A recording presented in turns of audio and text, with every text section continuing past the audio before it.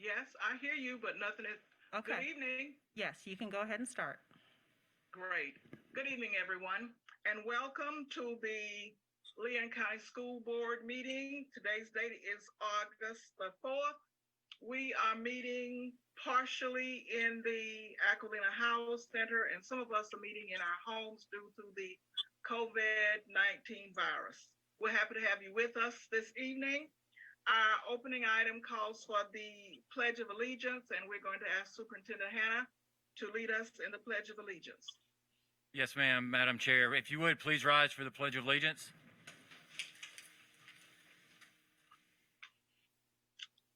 I pledge allegiance to the flag of the United States of America and to the republic for which it stands, one nation, under God, indivisible, with liberty and justice for all.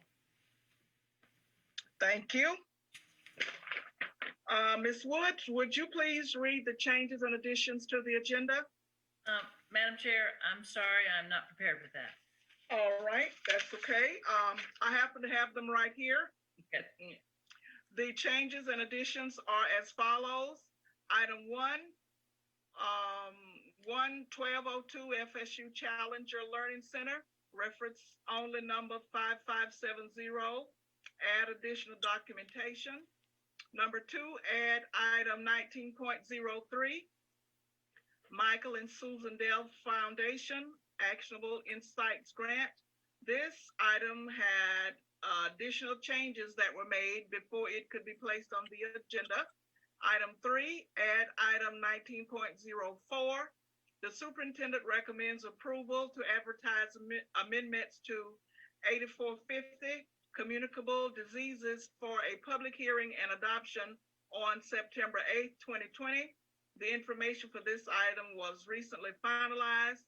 And add item 19.05, the superintendent recommends approval of the 2020-2021 regular school year calendar amendment. This information for this item was recently finalized. Move approval of the changes and additions. Second. It's been moved and approved. Questions? All in favor, let it be known by stating aye. Aye. It passes. Thank you. Sorry.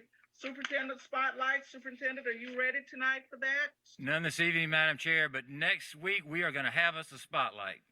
All right. Okay. We will receive it then. How about recognitions? Do we have recognitions tonight? Not this evening. No, ma'am. Reports to be heard from the District Advisory Council, none. Student District Advisory Council, none. And the Title I Advisory Council, none. Reopen Leon County Schools updates. I think that's where we are. Yes, ma'am. Me and this yes, podium sir. are becoming very good friends over the course of the last several weeks. But a good evening once again, board members and members of the viewing audience. I would like to give an update to our reopening plan that you all approved at our last board meeting. I would say this is another example of what our hybrid model will look like in the coming school year, with some of us being here in person and others remoting in. I do want to take a moment though to remind everyone, we've had a number of emails and phone calls and people pleading with us about the openings or the not reopenings of our school, but I just need to remind everyone that on July the 6th, Commissioner Richard Corcoran, Department of Education, issued emergency order 2020-EO-06. And in paragraph A of that emergency order, it says, all schools open.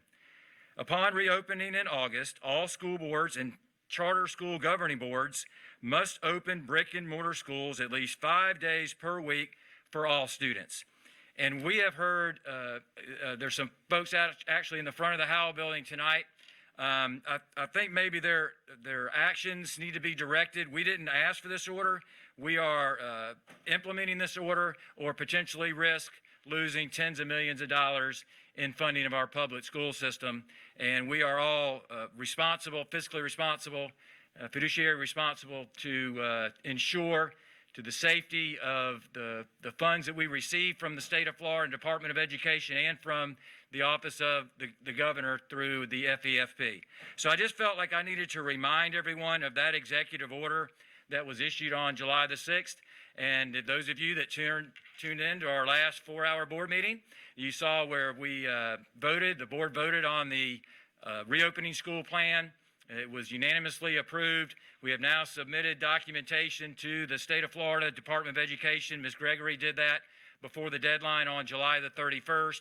Upon reviewing that plan, the Department of Education will, hopefully give us a thumbs up, or if we need to make some adjustments as to how we can receive full funding for all 100% of our students in the October FTE period. If we had denied, ignored the request, ignored the emergency order, again, we would have risked only received partial funding as completers through the virtual program, which means we would have only received about a little over $5,000, $5,500, as opposed to over $7,000 per student. So it would have been a significant financial impact to our school district, which would have absolutely crippled us. So I just felt like I needed to remind everyone of that emergency order. So the lobbying and the things that are taking place, and we are reading.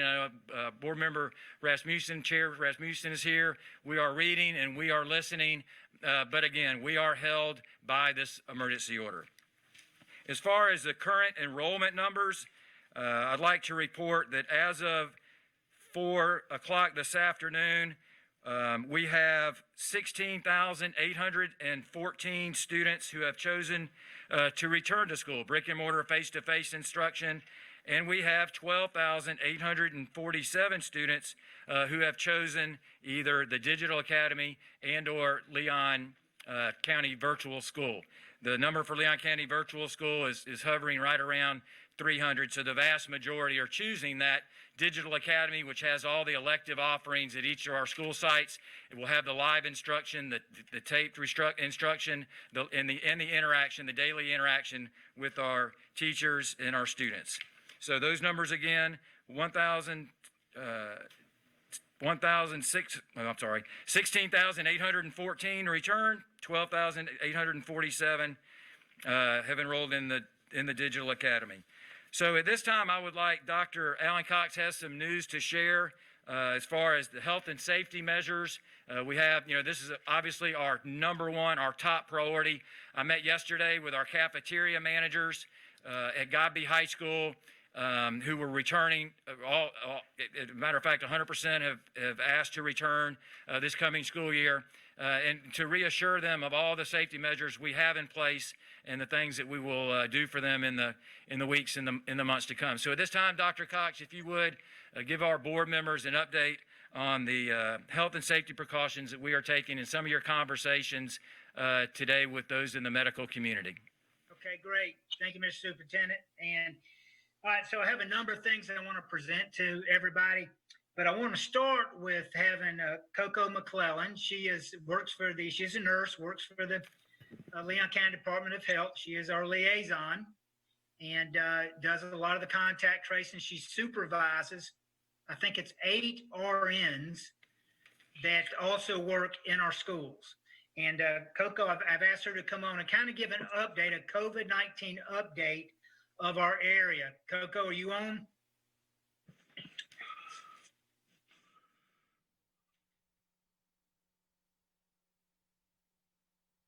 Coco, if you hear me, unmute if you can. Okay, so what I'm going to do is she said she was on, but I guess she's might be having some kind of a technical problem, and maybe Dr. Gale or whatever can work with her. I have several other things that we'll go over. Yeah. Dr. Cox, I think she's on now. We had her muted. She's on. Okay, Yeah. I see you, Coco. Go ahead. Hi, good evening, everyone. Dr. Cox asked me to give a little bit of information and some updates about our process, but first of all, I'd like to go ahead and give you all our week 31 COVID weekly report. This is something that the Department of Health puts out. This was going through, we are considered just having finished up week 31 of our COVID experience. So our rolling day average for percentage of positivity has been 8.1% in the past 2 weeks. This percent has decreased from week 31. We are now currently starting week 32, but our week 31 that ended on Monday was 7.43. So we are trending downward in a positivity rate at this particular point. We are looking at how many tests that we are doing each day. Currently, in the last 2 weeks, we've averaged 1,226 tests per day. The results are trending between 3 and 5 days. In the last report, we're getting a turnaround of 3 to 4 days from testing to actually getting results. In terms of the goal, we have for July, we surpassed the goal of testing 2% of the population by over 12% by 7/31. So we are already on our way to accomplishing our goal for August. As again, we're moving very quickly through the Department of Health and what they're estimating they would like to have tested. We are looking at, we have it divided by age groups as well. We are seeing right now in Leon County, the 15 to 24-year-old age range has the largest amount currently of our cases, of our positive cases. So that was 34.5.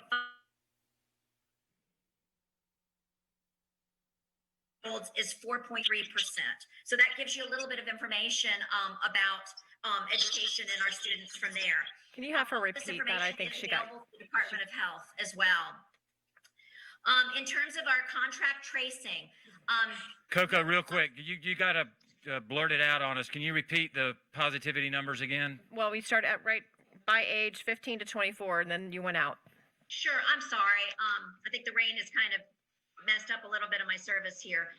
With our 15 to 24-year-old, right now, our positivity rate is 34.5%. The next down is 5 to 14 years old, and that's 4.3%. So that gives us a little bit of information in terms of where we are with Leon County and positivity rates. In terms of our, and this again is updated every week with the Department of Health. It's available to be following and tracking. What we are doing in terms of our investigations and contact tracing, we have a unique situation lined up with the Leon County School District. When people are finding out their results, which currently they are finding their results out before it is dropping in the state database. We have a situation that Dr. Cox explained that employees and staff are letting their supervisors know. We are then in turn getting these and are able to make contact with staff members within a couple hours at the most. Our goal is to get people off campus as quickly as possible and do that investigation and get the information so that we know where we need to go from here and what our next steps are. The nurses are making the investigation calls to the positive cases as well as people that might be exposed to those positive cases. So that has been a work in progress that we are continuing to do and bringing on more staff members to handle that for the school district staff and folks as well.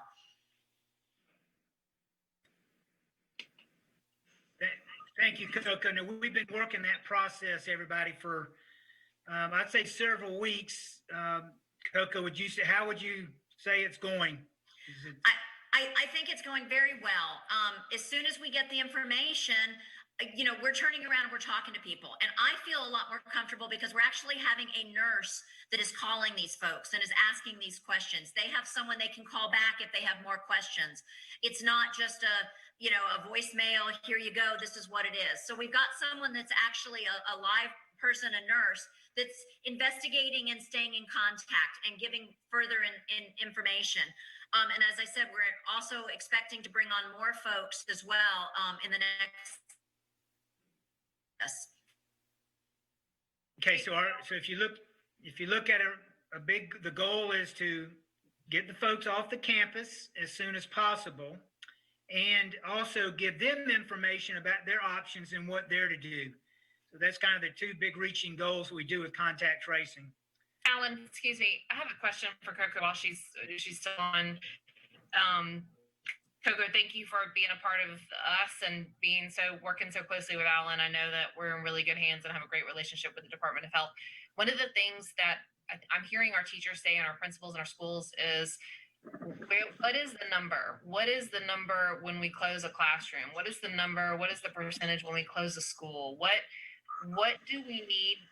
Is the Department of Health offering any feedback or any guidance on that kind of recommendation? Obviously, we see a huge difference between the 15 to 24-year-old percent and then the younger population percent. But when our children go back to school and there is a case, or there's 2 cases, or there's 3 cases, is the Department of Health engaging in offering those kinds of guidelines to the district? So this is what's really tricky, and everybody has been asking this question: what is the magic number where we decide what we need to do? We were on a call earlier this morning with representatives from both hospitals, as well as the health department and some other areas. The problem is each situation is unique. We wish there was a definitive number that we could say, if we hit this number, then we know exactly what to do. And at that point, we do not have that. That is not through CDC guidance. It's not through Department of Health. So our goal with the Department of Health is to, with this task force, is to look at what we're seeing, this individual situation. If we're seeing lots of positive cases in one area, then we would have a meeting, and I'll let Dr. Cox explain how that would occur to be able to make that decision based on all of these people. So Alan, if you want to explain the process that would occur with the task force. And by task force, do you mean the COVID response team? Yes. Okay. Yes. Let me, I have a statement to read in regards to that question that Alva just asked. It's about 2 bullets down. If I can do a little bit in front of it, and then I'm going to read this statement, and I think y'all will, you'll get a lot out of it. If I can wait just a minute on that. Okay. Cause that's been a heavily asked question, and I have researched it. I think, let me get to that, and it'll answer the question. Okay, thank you. Coco, before you leave, could I ask a question? Of course. Part of what we're hearing, the feedback that we're hearing is, oh, well, wait till the students get back from Miami and go back to FSU and FAMU. Nothing disparaging intended for our lovely students. I have 3 of them myself.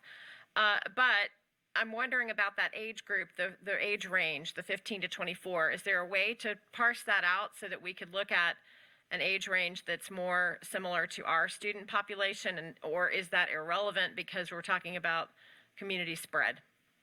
I think, again, I'm not familiar right now if there is a way to do that. This is how it's reported to us. I can certainly look into that and get back with you. But I believe, again, as it is, separated by this, we are looking at community spread. So yes and no to your answer, if that helps a little bit. We're looking across the board, not exactly where everybody is, but across the board.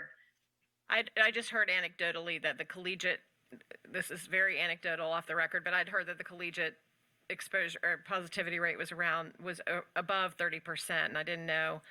And of course, then we're concerned about our teachers too, and maybe that's where the connection lost you. I heard you say the age range of 15 to 24, and then ages 5 to 14. Was there another age range above 24 that you mentioned? Yes, I can definitely, it goes all the way up, 85 and plus. So the next one up is the 25 to 34-year-olds. That's a 19.8%. The 45 to 54 is going to be the 11.1%. Okay. This is across the board. Yeah. So it goes up like that. And then with our Leon population as well, the census. Okay. And then one final question, and let me back up and add to what Ms. Strickland said, how much we appreciate you and all that you're doing. I know this is, you're doing a yeoman's job. With the contact tracing, you mentioned that you were happy that it was your nurses that were making the calls because maybe they can dig a little deeper into the context and content. Just as a thought, I know early in the pandemic there were there was quite a bit of discussion about utilizing college students to help with the investigating. I'm wondering if maybe just throwing this out as an idea that some of the nursing students might be helpful in making, if the numbers get out of hand. I'm just thinking you said, you mentioned, I think you have 8 nurses, but there's a lot for you to do probably if this goes as some would have predicted it might. So I'm just throwing that out there as an idea. And it certainly could. I think that's something that probably I would have to defer to Claudia Blackburn, our health officer, as to whether, they've looked into that with the nursing students as well. I mean, just as an initial help, if that may be a Yeah. population that could help you if the numbers go too high. So do I see other board members wanting to ask questions while Coco's still on the line, Ms. Wood? I had a question. Madam Chair? Ms. Wood? It may be actually for Dr. Cox, and if he's going to cover this, I'll just wait. A question I've had is, and we've spoken about it, is how many employees to date have tested positive? And the other is, are you going to go through the quarantining procedures so that, number one, that teachers understand what that's going to be, and also parents really want to know, when do they get notified? Everybody wants to know, when do they get notified and how they get notified if there's a case at their school or in their child's classroom. Are you going to go over that? Yes, yes. Okay. All right. Well, I'll wait for your answer then. Okay. Thank you. Any other questions for Coco? Okay, and Coco, if you can hang on, we'll get to the part about the quarantine. And I'll have you address that again after I go through a couple of bullets here. Okay. That's okay. All right, so the second thing, let's talk about an update on our PPE for our teachers, okay? It's a commonly asked questions. So personal protection equipment. All right, so a big question has been asked about mask. What kind of mask? If the school district is going to provide masks for our employees, here's what we want. We're getting a lot of those kind of things. As we still sit, and this is the one thing that's kind of stayed consistent, is CDC recommends recommend cloth face coverings in general. And so we've been asked about N95s, KN95s. These are different type masks. The N95, according to CDC, is to be protected for health professionals and first responders. And I'll have a statement to read from 2 people that have really jumped on board to help us out in just a minute about that. But this mask, so we contacted Ryan Smith at TMH. He's their chief clinical officer. He was also on the task force committee. And he recommended something called an H600. Now, H600 is a mask that is manufactured locally, made from surgical gown material. And the N95s, they use only in their COVID ward. For one thing, and they throw them away at the end of the day too. So these are the masks. This H600 is the mask that they give, that they have manufactured locally, and they give to all their employees. And they have people that come in contact with COVID patients or COVID positive people, as you know, every day, all the time. So this is the mask they recommend. And we're in the process of getting those made. The hospital is donating the material. So these masks have tie straps on it. They have a wire where it keeps it on your nose. And they're, like I said, they're donating all the material. And we have now put a process in place to deliver the material to them and to get the material from them and to start having these made. Now, before I go any further, we could really use some people that can sew, seamsters. So this is how these masks were given to the hospital. It was a local group, church group, with many other people in the community that came together and made thousands of these masks to give to the health professionals of the hospital. Now it's our turn. And so I'm going to put on our website contact numbers, an email and a contact number for this. But Marianne Foy is the contact. And her phone number is 414-5104. 414-5104. Dr. Cox? Yes. There's also another move afoot already that is existing in our community. It is called the Mask for Class Initiative. In Correct. fact, I put those same persons in touch with Dr. Gale. It's led by a FAMU classmate of mine, Dr. Doris Richards. They meet every Thursday at what used to be the former Tallahassee Mall, and they have a group of volunteers of persons from across our community who are engaged in the sewing and the prepping and of masks for distribution to our schools across the district. We would do well to engage with them as well. They already have a system in place for volunteers. That is so good to hear. And there's a group called Tally Mask. The Tallahassee Parks and Rec at the Senior Center's got a group. There's several. That's great. My assistant just wrote that down, and we'll be following up that we are now in this process to produce these masks. I'll share her information with you as well, Dr. Cox. Okay. So Marion Foy is our contact at the district office, everybody, and she, like I said, we'll be publishing her number and her email address for anybody out there that's listening that would like to volunteer to take part in this initiative. Now, we have got cloth masks. We got hundreds of thousands of them, pallets full of them. So we've got cloth masks for all of our employees, all of our students many times over, and those are perfectly fine. We will be turning out these H600s, these ones that were recommended to us from the hospital there. And we'll be turning those out to the school. We probably won't have 8,000 of them done by the time school starts, but we'll have plenty to get the schools going. We will also be providing face shields. Remember that face shields by themselves cannot stand alone. We got to have a mask underneath them. But so we have just ordered the higher quality ones. These are the more expensive ones. They should last hopefully the semester. We could have spent a little bit less than $2 a piece to get the throwaways, but those wouldn't have lasted too long. So we have face shields for all employees. We're coming out with the H600 mask, which is what the hospital workers use. And of course, we have multitudes of the cloth mask as well. Just to bring this up again, the N95s are not recommended, and I'm going to read a statement in a minute about that.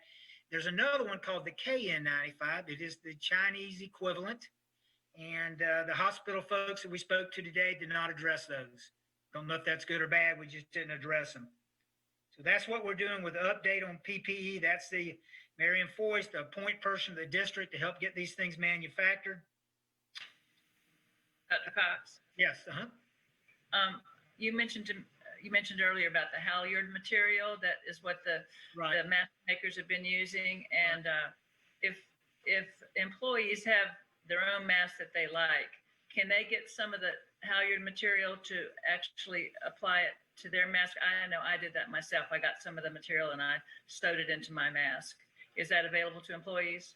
Absolutely. And you actually read my mind on that. Thanks for bringing that up. I actually have a mask that has a Lively logo on it that I like. It's kind of a bigger mask and it ties. I'm just going to simply cut out that material and I probably won't stitch it. I'll just probably safety pin it to the inside. We're offering that as well as at the school level. A lot of them have a mask that they like. We're going to provide the materials, not a problem. We'll have that. So if they don't like the style mask that we turn out, they can simply apply this material to the inside. Okay, great. Thank you. Yep. Okay, let me read. So let me tell you what we've done with in regards to addressing Ms. Striplin's concern about a number or a metric, if you will. That's a commonly asked question in regards to, well, what number will you have before to decide to close the school, to close a class or a hallway or a grade level or to close a school?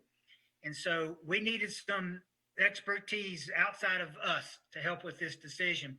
So we've reached out to some individuals, and of course the Leon County two from the Leon County Department of Health, and that's Holly Kirsch, who's number 2 out there, and then Coco, who does strictly school health. And then there's Dr. Trey Blake. Dr. Blake is at CCRMR, the other hospital off Capitol Circle over there, and he is their chief medical officer. He is an MD, and then Ryan Smith, who's the chief clinical officer for Tallahassee Memorial Regional Medical Center. And so I reached out to them today. We had a pretty good meeting with them. They're going to help give us advice, give us some direction on this from a medical perspective. But let me read this. This is a statement that they prepared together, and they are aware that I was going to announce their name tonight. They want to be part of this community, be as much help as they possibly can to all of us. But these two individuals, they're giving us guidance as well as the Leon County Department of Health. They reiterate, this came from them, reiterate there is not sufficient evidence-based literature research to have concrete metrics and or a threshold when to close a school. In the event of a COVID-19 school outbreak, these individuals, these folks who reached out to, they're recommending each exposure to be reviewed promptly on a case-by-case basis and determine a plan that thoroughly vets safety and education. Numerous factors will go into deciding on closure. These factors include the degree of community spread, incubation periods, and the degree of exposures. Employees and student adherence to social distancing, hand washing, and mask compliance will also influence these decisions. Publications from like the Florida chapter of the American Academy of Pediatrics regarding school reopening and the percent of positive COVID-19 cases in Leon County will also be taken into consideration when determining appropriate action. So, because today, since I'm getting asked that quite a bit, I posed it to them. So there's no prompting either way on my part. If somebody's got a number out there, it'd be great. But this was their response on that. And I know from my early conversations with Leon County Department of Health, the example that we use often is, let's say you have a classroom and let's take 2 students. And those 2 students, during a contact tracing, we discover that they picked it up at a birthday party on a Thursday night or something, and then it's reported to us on a Sunday or first thing Monday morning. Well, we don't necessarily need to close the class for that. Our contact tracing determined that it was isolated events. Why would we send everybody home, hardship the families, and have a hard time providing the education for the students in a situation like that? However, if we say a number, if I say the number 2, then I'd have to close it down because lo and behold, I had class and we had a third, then we're liable. So it was interesting that the example that I've been using when I've talked to folks from time to time, that their statement to us went that route. It kind of followed the same thought there. Dr. Cox, Yes. may I ask you a question? Uh-huh.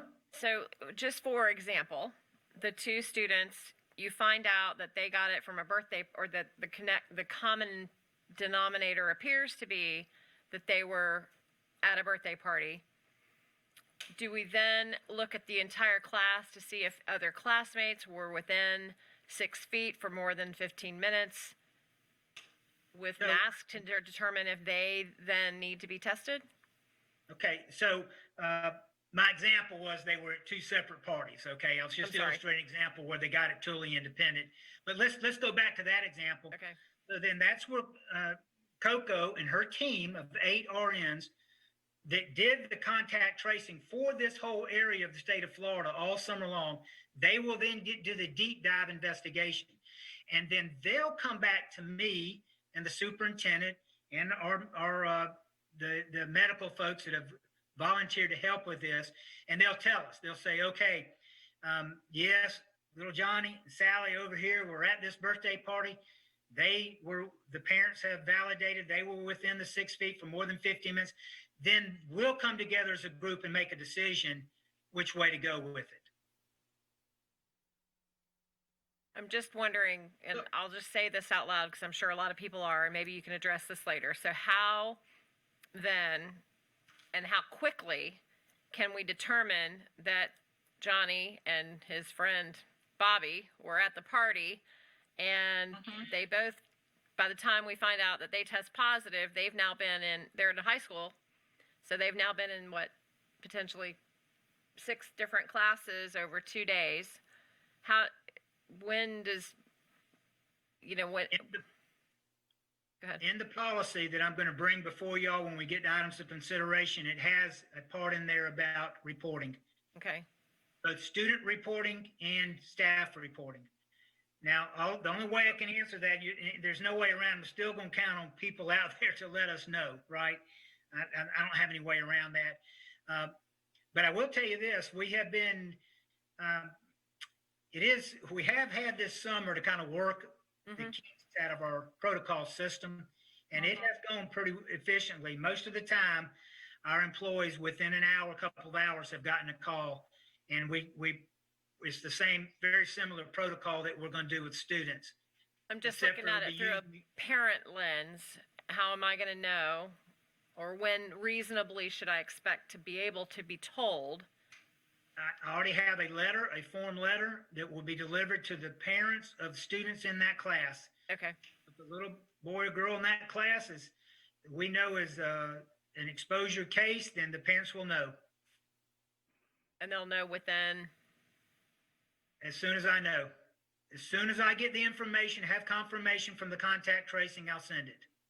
and that it won't include the child's No, name, we're because not that include would the be a child's violation name. of their rights, right? Correct. We will not do that. But the other students would be told that a kid in one of your kids' classes had an exposure, or whatever the appropriate That's technology correct. is based That's on, correct. okay. And So- Mr. Rasmussen, let me mention to you that's not new to us. I just wanted to make sure we were saying it out loud in the way that I thought I understood it. Right. The reason what I mean by not new to us is we've done that with head lice since I've been around. Okay. Yeah, well, I wasn't as worried about head lice as I am about this. So, I understand that, but we have had that, we have worked on that before. Okay, moving on. No, Yes. don't move on quite yet. I'm Question? sorry. But I wanted just to follow up on her question. So, and I think I Ms. do too. Bowen has a question. So let's go back to that example in high school. 2 students test positive. They've been in 6 classes in the hallways, so forth. I just am not clear. Is everyone in those 2 students' 6 classes going to get a letter to say your child may have been exposed, or does it depend on if the person has been within 6 feet, that sort of thing? Can you be a little clearer about that, please? Coco, are you still on? I am, Would you like to address that from a contact tracing standpoint? I Yeah. can. So Okay. again, what we're looking at is we call it a line list, and we're looking at the people that were within 6 feet for 15 minutes or longer with that exposure. So that's what we're looking at, and that's where we determine the people. It's like a ripple effect with a puddle. Those are the people that we need to make sure that we reach out to and contact about that. In terms of, it changes a lot when you're looking at, was it 15 minutes? Was it within 6 feet? Those sort of issues can make that difference in terms of how many people that would need to be notified about that. So now, hold on. Now I have a question. When you talk about a ripple effect, so if I'm a student in a class and I'm positive, and Sharonda is within 6 feet of me, another classmate of mine, and then there's another classmate within 6 feet of her, does it travel all the way around the classroom, or is it just whoever's in 6 feet of that particular student? We're looking at contacts to cases. Otherwise, what you're describing, I think, would be contacts to contacts Yes. of cases, Correct. which the Department of Health is not, and CDC does not recommend going that far out in the ripple effect. We look at contacts to cases. Okay, great. That's very good news. Thank you. Okay. Yeah, that was going to be my question. I don't know if anyone can hear me. My machine just went dark. We can hear you, Ms. Bowen. Okay, well, I'll continue to talk. Thank you. But I'm trying to make certain that I'm connecting I know the importance of the contact tracing, but it sounds like the length of time is very important from the individuals that you are trying to contact about where they have been last, Dr. Cox. And that seems to be the linchpin to hang this on as to how these individuals are traced. Is that right? Yeah, I mean, as soon as we are notified, we move on it. Now, that's what we've been doing with our employees as well.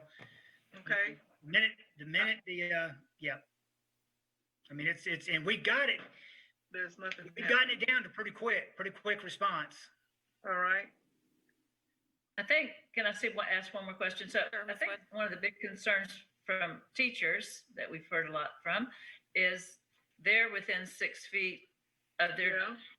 children a lot, especially, the younger, but even in any good pedagogy, teachers are walking around the classroom, working with groups and that kind of thing. And so, what it sounds like is if Johnny is in that teacher's classroom and they've gone over and done a group work or something with them, then they would be potentially in that zone. Speak a little bit, that's a concern. I can answer that from our perspective of what we're looking at. So Okay. 15 minutes, it's not just who has been around someone within 6 feet, it's 6 feet and 15 minutes. So those are the things that we're looking at. 6 feet Combined, so and that- 15 minutes. I'm sorry. Okay. Yes. that's just- Mhm. Okay, good. That's the first time I've heard that. Mask or no mask is my understanding. Okay. Correct. Coco, has that changed at all since this, I remember when this first started, I was more worried about hand sanitizer than I was a mask. And now is the 15 minutes, within 6 feet for 15 minutes? Has that been the standard for a while? It has been. When we first started doing this in March, it was for 10 minutes. And then soon after that, they switched it to the 15 minutes. So that is something that CDC guidance, which is where all of Yep. this is based on, that everybody's following. It went from 10 minutes to 15 minutes. And that has been the standard since early on. I would say probably April, maybe. Right. And I knew it was longer but I just didn't think it went back to the beginning. So those are the kinds of things. I wonder if there's like a way, I'm sure you've already thought of this, but for the rest of us to keep up, if there's Right. a short list of when those things change, if there's like the top 10 things, and if any of those change, that we get reacclimated and how we can get that information out pretty quickly. Well, we actually have one of our nursing staff members is our CDC liaison. And basically any updates and changes, we have, each nurse has a notebook with all the CDC guidance in it. Mhm. We appointed her 2 weeks ago to go ahead and be that person. So as any new changes come out, which they do frequently, Right. we're up to speed on that. So we could make that information available. But I guess I would also say, what we say today could very well be changed tomorrow through CDC. So, it's a fluid situation that is changing. So again, we could provide it, but at the same point, by the time someone looked at it, it could have changed at that point as well. Well, and that's what I'm wondering, just not to liken it to a hurricane, but, we all have been watching this so feverishly all this time, and then we sort of begin to have to get back to life, and we can't keep up with it all the time like we might have been for the past 3 months. And I'm wondering where we should have this dashboard on our website or wherever that we could make sure it's constantly updated so that anybody could just click for the latest and greatest information. Organized in a way that was very easy to find. And that's why, again, it can be kind of tricky. If you've gone to the CDC site, Yeah. It's buried sometimes in different places. And so that is something that we decided we would have one person on our team that was going to be solely responsible for updating everyone else as things come in. And who is that again? Or do we need Her to know? name is Susan Young. Okay. Thank you. You're welcome. Alan, did you want to continue or Yeah, we ready to move on? So everybody one okay? question I get asked all the time is about the number that we've had in our district since we've been tracking it, so we keep, as the calls come into my office, we turn around and pass it to the contact tracers, which is the Department of Health. We meet with them on a daily basis and we share our list because we don't want to miss anybody. We're just double checking to make sure everybody's been contacted with what their options are and how to take care of themselves and those kind of things. All right, so in our district, we have 14 school sites that have had an employee that was positive for the virus. Does not mean they've got it at the school or anything. Some of them, quite frankly, never stepped back on the school campus. They just happen to work for that school site and they tested positive wherever they got it from, and 3 district sites. So 14 school sites, 3 district sites for a total of 30 positive cases. I think a couple of meetings back, I mentioned that I didn't have the exact numbers in front of me that night. I think I said around 25 and 132 total exposures. So 30 that tested positive, 132 that, and Coco, the total exposures, they were probably quarantined as well, I would imagine. Yes. But that's where we sit today with the numbers. I cannot, after consulting with legal, I can't give the school sites out because I don't have the right. That would, if they've, most of these school sites had 1 person, and that kind of exposes them. But, and I'll be happy to, if y'all would like for me to keep this list running and to keep everybody informed all the way, even when we have students start back as well. Yes, I think we should keep that list running. Okay. But that's, so that's the statement in regards to a metric tied to a school about closure from the, the 2 chief medical officers in town here.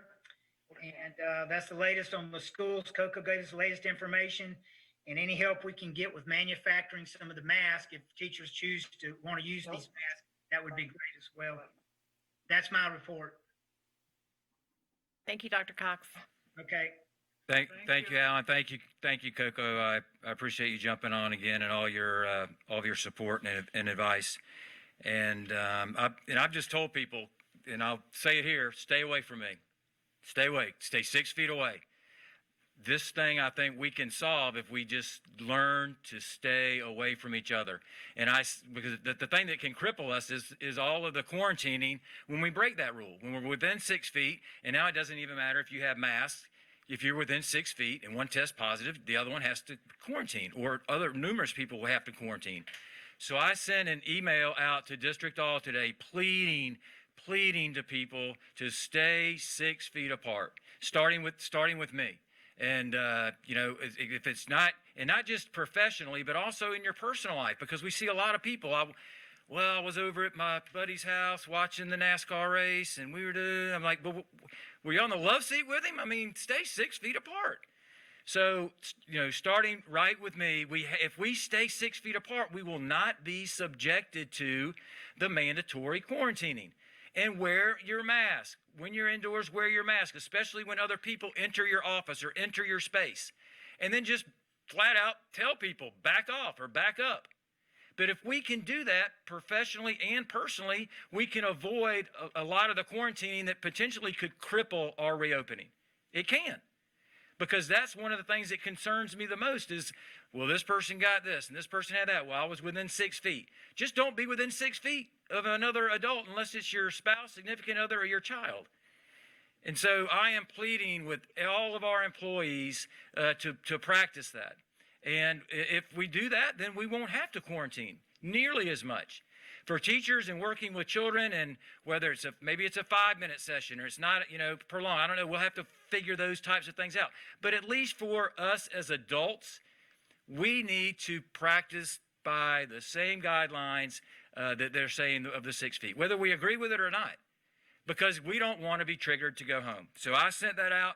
It's going to start with me. So I'm putting everyone on notice, all my friends, all my colleagues, don't get in my bubble. All right. All right.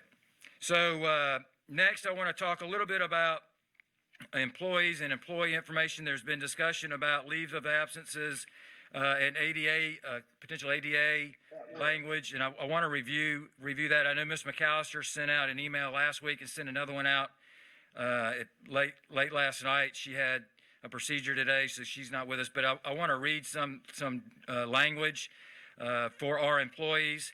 Under the ADA, employees who have a medically diagnosed condition can request an accommodation.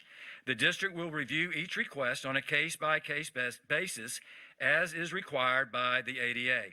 Last week, the Human Resources Department sent out correspondence informing employees of the opportunity to request an accommodation. The deadline for requesting such accommodations is this Friday by 5 p.m. Starting Monday, HR, in consultation with legal, our legal department, and risk management will review each request that it's received to determine whether, based on the employee's specific circumstances, a reasonable accommodation is possible. Please be advised that if a reasonable accommodation is possible, it may be the accommodation requested by the employee, or it may be another option. The district will carefully and thoroughly review each request received and will communicate with the requesting employee promptly. So hopefully that clears up. So if you are an employee that is considering making an accommodation, do so please by 5 p.m. on this Friday, and first thing Monday morning, they will begin reviewing each case individually on its merits and promptly respond to you to find out the results of those conversations. All right.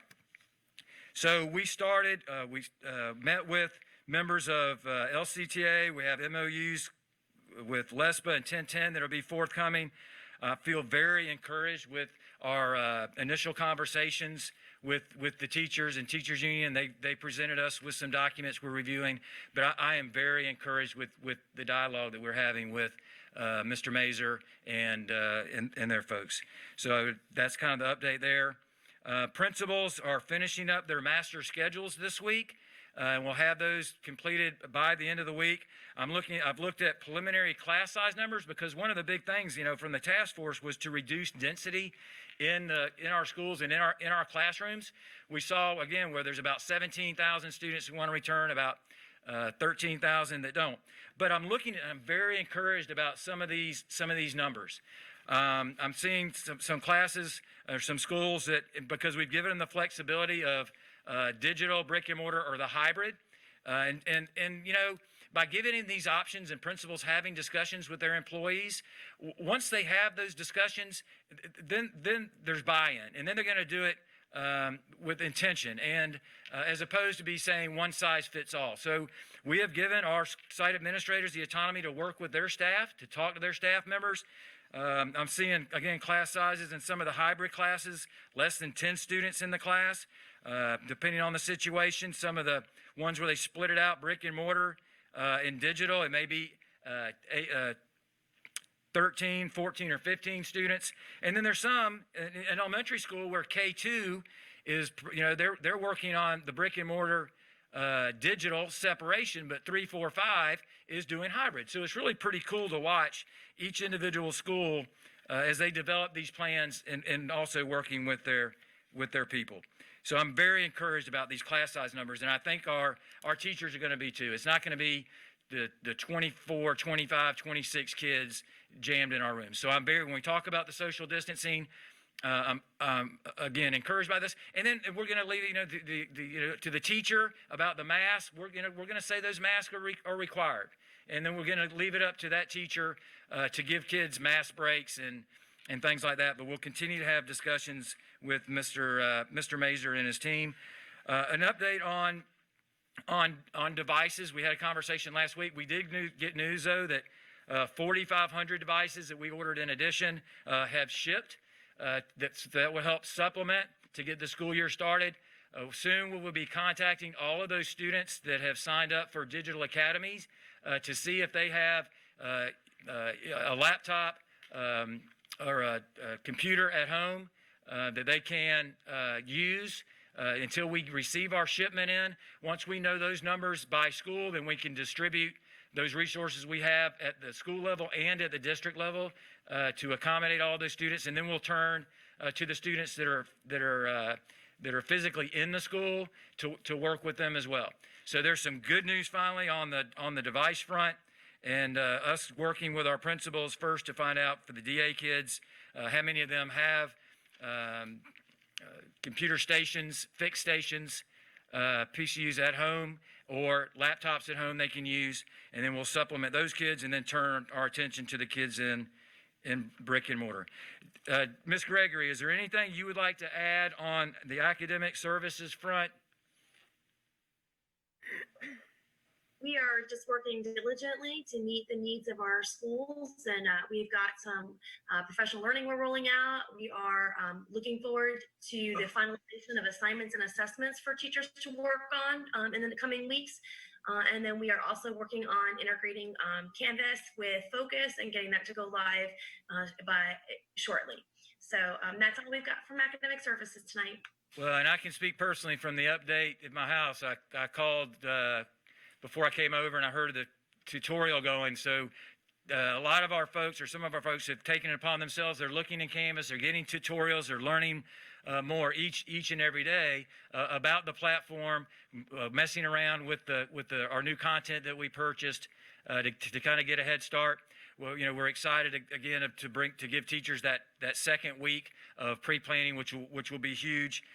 So I am very encouraged at the progress we've made, especially over the last 3 weeks. And I think we're headed in the right direction.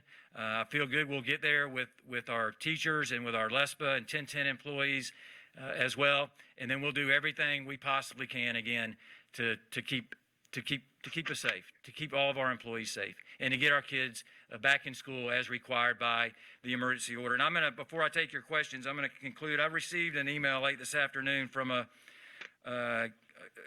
Taylor Kelly from Childs High School. Hi, my name is Taylor Kelly. I am an upcoming sophomore at Childs High School. The last day of school for me was March 12, 2020.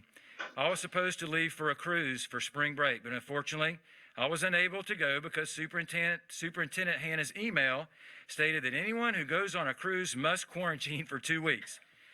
This is the last day I was able to spend with my friends at school. I know that COVID-19 is a dangerous virus and has killed people.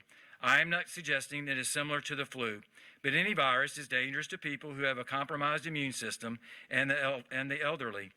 It is always important to ensure they are protected. What I feel people don't remember is we need to be around people too, and we should be in the classroom, not turning into mush at home. I can't keep staring at a TV or a computer screen and finding any excuse to not go for a jog because I feel like I am losing motivation. I feel like there is no end in sight and we aren't ever going to get back to normal, and it causes me to feel suffocated and anxious. Thank you for taking the time to read my email. Taylor Kelly. And this time, Madam Chair, I'd like to entertain any questions. Board members?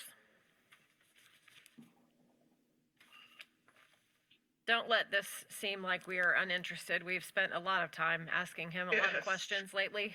So it may be that you've earned a bit of a reprieve for the moment. Are we good to move on to hear from persons to be heard? They're waiting in the audience. Yes, let's move on, Madam Chair, Thank you. please. Well, thank you. And I just want to thank all Thank you, all Superintendent. five of you. First, Madam Chair, for Yeah. your expertise in being, you and Ms. Bowen, for being the veterans and helping us guide through this together and keeping the peace at times, which it can seem tumultuous between the six of us. But I am in a really good place tonight. I am. And we can't control many things in life, but we can certainly control our attitude. So I thank you both for your wisdom. And then for the five of you committing so much time, energy, and effort. I mean, from the 2.5 hour executive session last night to the board meeting 4.5 hours a week before, to the board meetings every week, to the daily phone calls to me and the members of my staff. At times they say it can feel lonely, like I feel lonely or isolated, but because of the five of you, I really don't. And I just want to say thank you. Thank you. Sir. I know, Madam Chair. Mr. Jones, I was just going to say, I supposedly have a day job, but God bless them. I haven't done one thing for them in about 2 months. And I just want to give a public shout out to my coworker who's carried the load for me. Her name is Bernie Howell. And God bless you, Bernie Howell. You are the bomb, diggity. And I am truly grateful to my employer for allowing me the privilege of having this role and caring enough about it themselves to let me really not do very much for them the past few months. So thank you. Mr. Jones. I just wanted to commend the superintendent and everyone who's involved, all of the district leadership team, and the great work that they are doing to be responsive to the needs of our parents and our students. With our mandate in hand, we have been able to create, through both a blended model, digital learning, virtual schools and brick and mortar, be able to provide for our families every option possible. I'm also very, very proud that the expertise of our district has come to bear to ensure that we are providing classroom spaces that meet the expectations of our teachers to be able to return to the best environments possible to ensure that learning occurs, both safely and innovatively, and with the great creativity that our Leon County School District faculty are known for. And I just want to just give kudos to everyone in that when we all come together, both for the pre-planning as well as on the first day of school, I am convinced beyond a shadow of a doubt that the Leon County School District will show its true and best, its best nature and its ability to meet the needs of our students, and at the same time provide the best and most safe environments for learning to occur. So kudos to the superintendent and the best district leadership and principals, I think, in the state of Florida. Thank you, Mr. Jones. All right, I believe that takes us to the consent. I'm sorry, we have persons to be heard. I just said that, didn't I? Excuse me. Sorry, I Yes. still see you out there. That's okay. Thank you, Madam Chair. There were 57 emails sent to the persons to be heard email address. They have been attached to under item number 6.01, persons to be heard. They have been emailed to the board members, and they will be attached to the minutes of this meeting when the minutes are prepared. In addition, there are 5 members of the public that are here to speak. Each individual, when I call your name, please come up to the podium, give us your full name and address, and then you will have 3 minutes. When the timer goes off, actually you'll have a green button when 3 minutes start. You'll have yellow when you have 30 seconds left, and then when you're done, when your time is up, it will ring. You'll have an alarm sound, and it will show red. So when your time is up, please stop talking. The first speaker will be Isabel Ruano.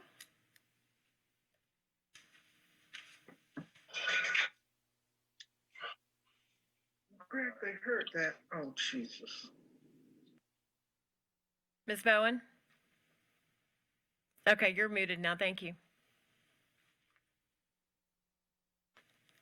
Okay, ma'am, you give us your name and address, and then you'll have 3 minutes. My name is Isabel Ruano. I live in 2631 Yarmouth Lane.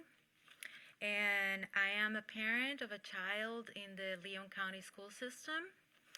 And I've been trying to stay home and to stay safe and to shelter in place all these months.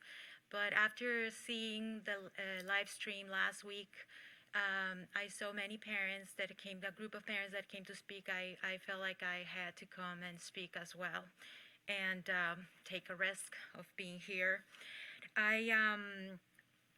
I know it's been brought up over and over, the statement from the American Academy of Pediatrics about children do best when they are in school. And that is true. My child is suffering from staying home, from not seeing his friends, and getting used to all these new routines. Nevertheless, the Florida chapter, as it was mentioned by Dr. Cox, the Florida chapter issued a letter also, and I'm going to quote here. It says, public health experts and infectious disease physicians almost universally recommend that children not go to schools until the positive test rate is 3 to 5% over a rolling 2-week average. Florida currently is holding an average of 13 to 14% positivity rate. Leon County has had close to 10% positivity since June 22nd. So what are we doing? What we're doing is an experiment with our community. There's no other country, there's no other city that has reopened schools for face-to-face instruction at the numbers that we have here. France, Germany, all these other countries that reopened the schools, they had contained the virus, they had mitigated the situation before they reopened. What we're doing here, it's an experiment. And I am very, very concerned for my community. I am very concerned for the staff, for the teachers, for my child's friends. We have no family here. My child will be doing digital learning because it's just me and my husband. We can't afford to get sick.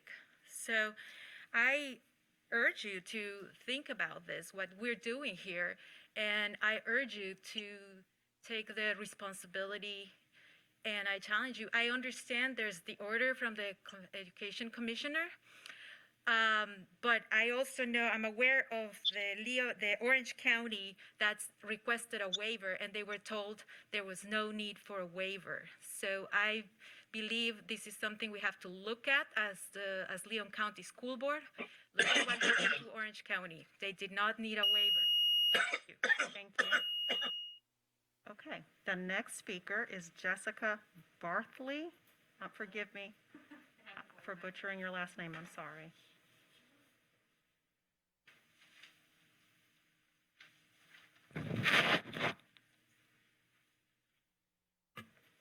Please give us your name and address, and you'll have 3 minutes.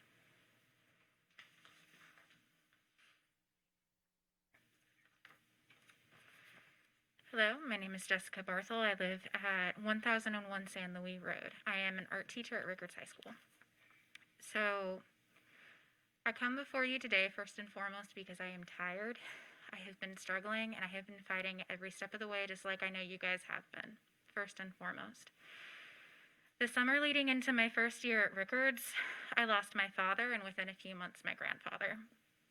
I can't watch my students and my colleagues shoulder the same burden that I have shared unnecessarily when we have a clear option that would otherwise prevent loss of life. My students were that support structure that carried me through my grief. They picked me up. They were there to support me. They consoled me in their own way, and they're the reason that I am still here fighting on their behalf, because they don't have the opportunity to do so right now.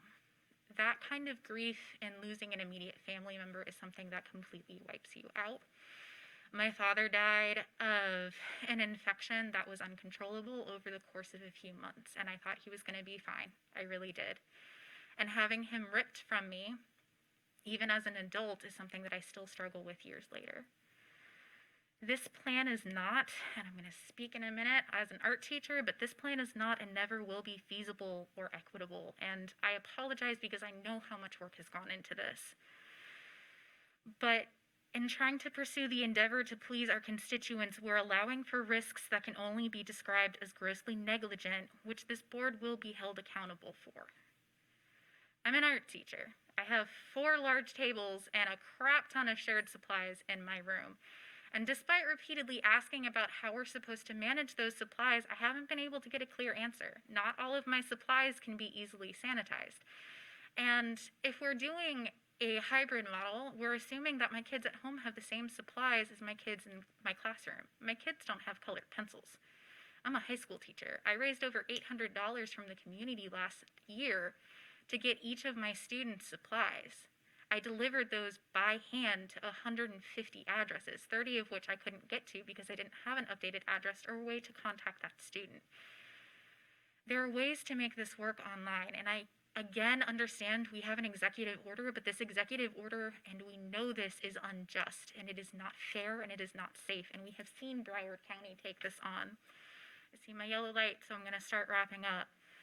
I am one of those teachers applying for accommodations because I have severe anxiety, and as I mentioned, I am struggling to the point where my doctor and my therapist are both very concerned for my health and want to see me succeed and put the responsibilities that I have as a teacher aside. And that's not something that I feel comfortable doing because, as I said, I live for my students. Like, I would give my life in a heartbeat for each and every one of them, even after the day I met them. Thank you. So that's why I'm here today, to try to advocate. Thank you for your comments. The next speaker is Scott Mazer.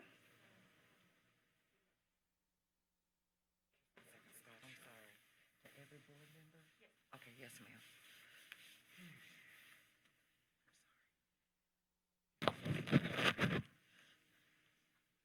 Please give us your name and address. You'll have 3 minutes. Thank you. Scott Mazer, 3319 Dartmoor Drive, I am president of Leon Classroom Teachers Association, but I would like to just say it's the teachers that speak a lot better than I do sometimes because they know exactly what their classrooms are like. And those are the conversations that are being shared right now through some of those collaborative groups that we've done. And I think it's gone a long way for us to share the understanding of what teachers are dealing with when they're talking about a self-contained EBD classroom that deals with feeding tubes and changing diapers and other things that, how do we keep these places safe? So just a couple of things. We've been told some classrooms will only be 3 feet apart. So the 6 feet mask thing is a good idea and part of what we're talking about. So I'd like to know a little more about that. And we've been told some classrooms have been projected to have 3 feet apart, but then to have lunch in the classroom. So half the class leaves, half the class stays, sanitation, disinfecting.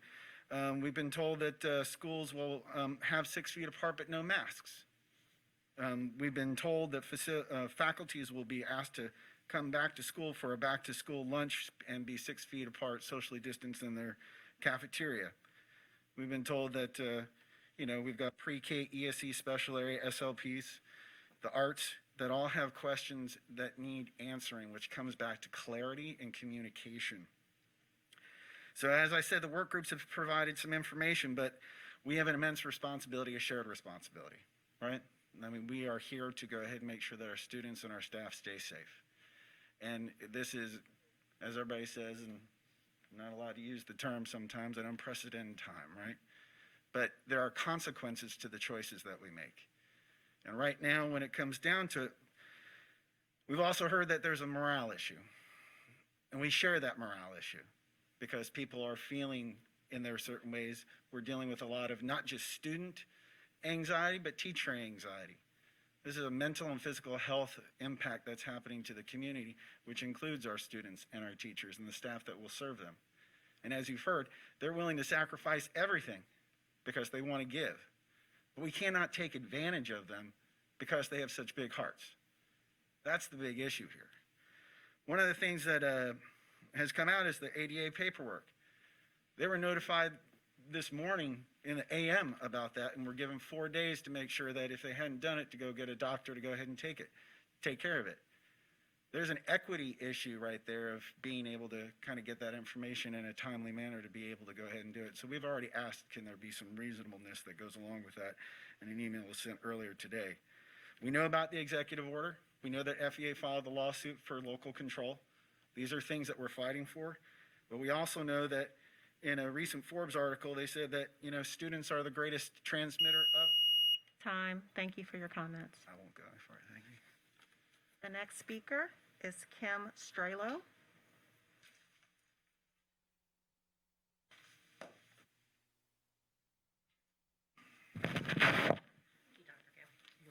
Please give us your name and address. You'll have 3 minutes. Sure. It's Kim Strelo, 206 Fairway Drive. Good evening, Madam Chair, school board members, and Superintendent Hannah. First, we'd like to thank the teachers who are working right now. And we want to say thank you for our work groups for the last week. We did make progress. But we received your email today and now want clarification. Since the CDC guidelines change constantly, will policy 3210 change also? Will administration also be held to this policy? What is the policy for students? We want clarification on reprimands. How will you implement this? All we're asking for is clarity. Thank you. And our last speaker is Trish Brown. If you would please give us your name and address, and you'll have 3 minutes.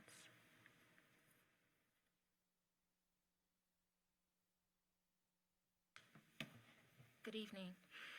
My name is Trish Brown. I'm from Tallahassee Community Action Committee, and I'm part of Power Up People.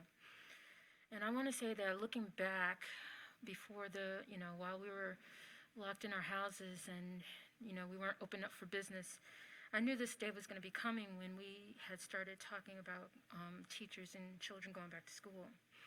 And in my thoughts, I was thinking that, this is a no-brainer. We're not trying to send our children into a death trap. We're not trying to do that. We're not trying to put our teachers at risk. That's not possible. We wouldn't do that. We wouldn't put our lives at risk.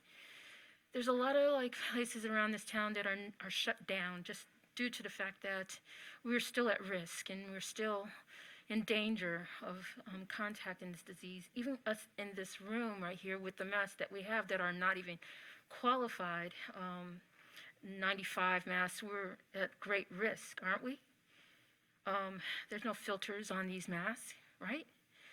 So we're putting ourselves in danger in this room, are we not?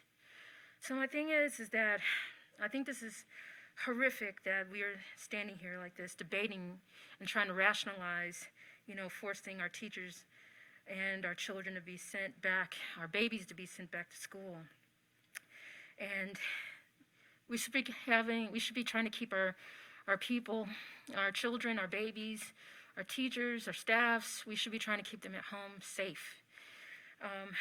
I have an issue with, this 5% level that we're hoping to get things down to. Like I said, 5% to me is still something scary, because the thing is that it's said that even if pandemic levels get down to 5%, and you let people back into the community start working, and you send children back into the schools, and you send teachers back into the schools, that means that the pandemic is going to go back up again. It's going to go back up again.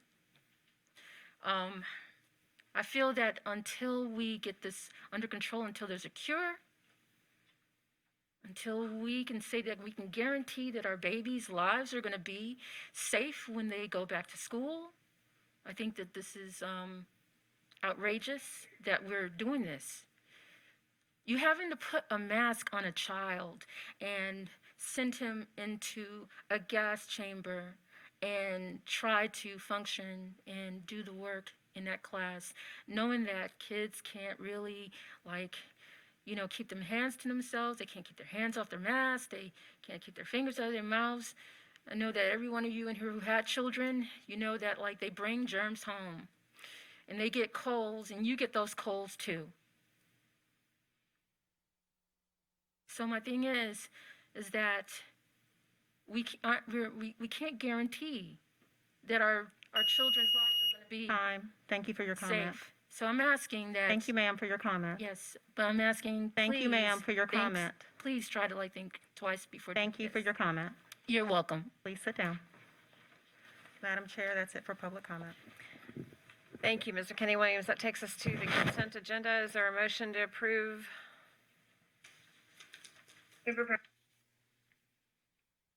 Moved by Ms. Striplin, second by Ms. Wood. All in favor? Is there any objection of the consent agenda? That's items 7 through 17. No objection. Show that unanimously approved. There are no items on item 18. Item 19.01. Superintendent recommends approval to advertise amendments to Policy 5200, compulsory school attendance, and Policy 5500, student conduct discipline, for a public hearing and adoption on September the 8th, 2020. Yes, Madam Chair. Dr. Rogers, are you out there in Never Never Land? All right. You want to give the board an update on this item? Good evening, board. We are addressing Policy 5200 attendance, as well as 5500 on discipline or student conduct, to address the nuances of our time. Basically, 5500, there are simple revisions to comply with our FLDOE mandates. It addresses making sure that students are in attendance during these times for distance learning. It also addresses the safety and the welfare of the students that need to be in case of insurmountable conditions, that students are allowed to, and staff, to be in distance learning conditions. And then on 5500, it addresses the PPE, compliance with PPE. For example, the face covering. It is attached to the dress code to make sure that we are in compliance yet again with federal and state as well as local mandates, that we comply with this particular protocol is with respect to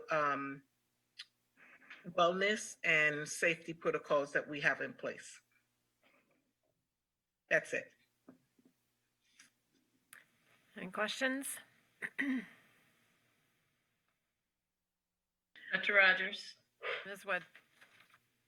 I'm sorry if I didn't follow all of that. I don't know if I was listening carefully enough. Were you talking about the protocols of the requirements we're going to have in place when school starts and how we're going to handle discipline and the issue of, in particular, our COVID rules? Does this policy address that? 5200 is our attendance policy. Yes, ma'am. That particular policy, so that we are in compliance with the FLDOE mandates, wherein we're dealing with insurmountable conditions, which is what we're dealing with currently, the pandemic. It allows for us to address the idea of distance learning, and that students who are in distance learning need to be in attendance at school, compulsory school attendance. I pause right there. Are you okay? Yes, ma'am. Thank you. And then policy 5500, again, to be in compliance with state and federal mandates, we are addressing the idea of, once again, face covering. We are attaching that to our dress code, making sure that students comply with the expectations of the time, the nuances of our time, and we just want to make sure that we have a protocol in place with respect to face coverings. So we wanted to add face coverings in terms of safety protocols to our discipline plan, keeping in mind that the task force addressed that we needed to have something in place to address our protocol for safety, for face coverings. Yes, that's what I was hoping that's what that was about. And in particular, I'm hoping that we are going to have something that parents and students are going to sign in agreement of complying with these rules, and that there's a clear understanding that if they can't or don't, then they will have to take advantage of our virtual program, because that is something I know people are concerned about. Teenagers especially don't like to follow rules. You're absolutely correct, Chair Wood. We do have a non-compliance of policy procedure with respect to face covering. What you mentioned just now was that parents will sign off. It's attached to our progressive discipline plan, wherein first offense is a level 1 offense that is tied directly to the dress code. The second offense, and then there are specific consequences, disciplinary consequences, such as a mandatory educational consultation with the administration. And then we move into the second offense, which would be defiance with respect to it would be defiance with respect to the progressive discipline plan. And third offense would also be related to defiance. And in each case, I want to make it very clear, in each case, it is a progressive discipline plan where the consequences will increase right up to the student being enrolled in the digital academy. The only thing that we don't have and have not addressed within that particular protocol is to have parents and students sign. Great. Just to finish, and I think Ms. Bowen wants to speak, but it's critically important to me that we require a signature from every student and every parent who is going to come into our brick and mortar schools, that they understand the rules clearly and that they are going to go by them. Yes. And I think, Thank you. Yes, I'm sure we Madam can, Chair. Mrs. Bowen. Yes, thank you. That's where I was going with my questions, to make certain that it is very clear to parents and students what the expectations are. And I was wondering how and when will this plan be shared with students and parents? How soon, and will it be on our page so that they can know right away, so that there can be an opportunity for questioning, or to make certain that the stress of the importance of this is there? Dr. Rogers. This is One, thank you, Mrs. Bowen. One, I believe Mr. Hanson has already pushed this out to principals. Okay. And two, it's just a matter of when we do have our webpage, posting it to the webpage, and Right.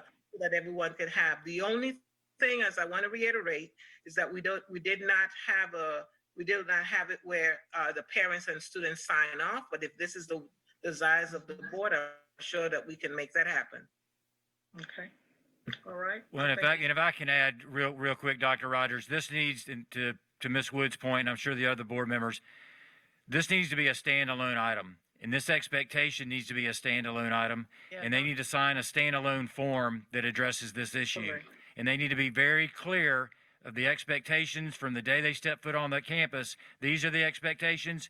I want you, Rocky Hannon, to sign, and I want you to take it home to your mother Joan, and for your mother Joan to sign. And if you can't live to these expectations, then these are the consequences and the other options, to include enrollment in the digital academy. But it needs to be very clear, and I think it needs to be a standalone item done on the very first day of school. and it wouldn't be a bad Absolutely. idea to have, you've seen the forms where you have to write in your own handwriting the essence of the document, so that people don't just sign without reading it. It wouldn't maybe be a bad idea to say, in their own handwriting, I understand and have read the mask requirement, and I understand that digital academy or whatever is the alternative. May I ask a question, Ms. Strickland has a question, but mine is about the attendance and participation. So I don't want to change the subject on you. Alva, were you going to go with? I'm kind of in the same, I've got some questions as to the language. So my question's kind of flipped, and maybe we might be headed in the same direction. My concern is the attendance for those who do choose digital academy. We've talked about this is not the same as it was in the spring, and attendance is going to be required. Yes. I'm assuming we're talking specifically for the purposes of the language that's being adjusted, insurmountable conditions, we're referring to COVID. Is that correct? That's correct. Okay. So on page 3, where insurmountable conditions are present, superintendent may temporarily reassign the student's school site to protect the health, safety, et cetera. So does that give the superintendent authority to both change a student who's in digital academy who's not attending back to brick and mortar, or as well as reassigning a student who's brick and mortar who is not adhering to the mask regulations and social distancing, or is trying to act like it's a joke when we know it's serious, to then put that student into digital academy? Does it go both ways here? Let me see if I understood what you just shared. Are you asking me if it applies to the students who are in digital academy, that they can then come back to the bricks and mortar? And then vice versa, kids who are in bricks and mortar who do not comply with this particular safety protocol of face covering will then be required to withdraw and attend the digital academy? Correct. So two totally different scenarios. So let's take it one at a time. Does this section part 3 on page 3, does this relate to the child who is signed up for digital academy and is not attending school? Does the superintendent then have the right to reassign him back to brick and mortar?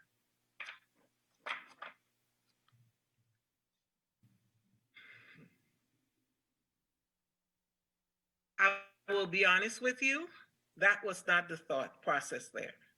Okay, but I do know that it does apply to a student in a bricks and mortar who does not comply with the safety protocol, and therefore will be required to attend the Digital Academy. I believe the first question that you just asked is more in line with truancy. The Okay. student who's not attending, and then we would address the truancy protocol with respect to that, because the idea is that we want the students to attend, and Right. we would deal with that on a case by case basis, just like we do all other truancy type situations. Okay, so there's no need to add additional language in the Part G truancy for that, for DA? Well, there are a couple nuances there, because the student is not attending, and we can deal with it in truancy, and then naturally, if they're not, we would talk with the parents in terms of what is their desire. One, they fall under compulsory school attendance, and they need to attend school. So then we loop the parent in, asking them what is their desire, bricks and mortar or digital academy. Either way, the student needs to attend school. Yeah, so my question is specifically, if we have a child in Digital Academy who's not attending, is there a section of policy who says that we will then take that child and put them back in brick and mortar?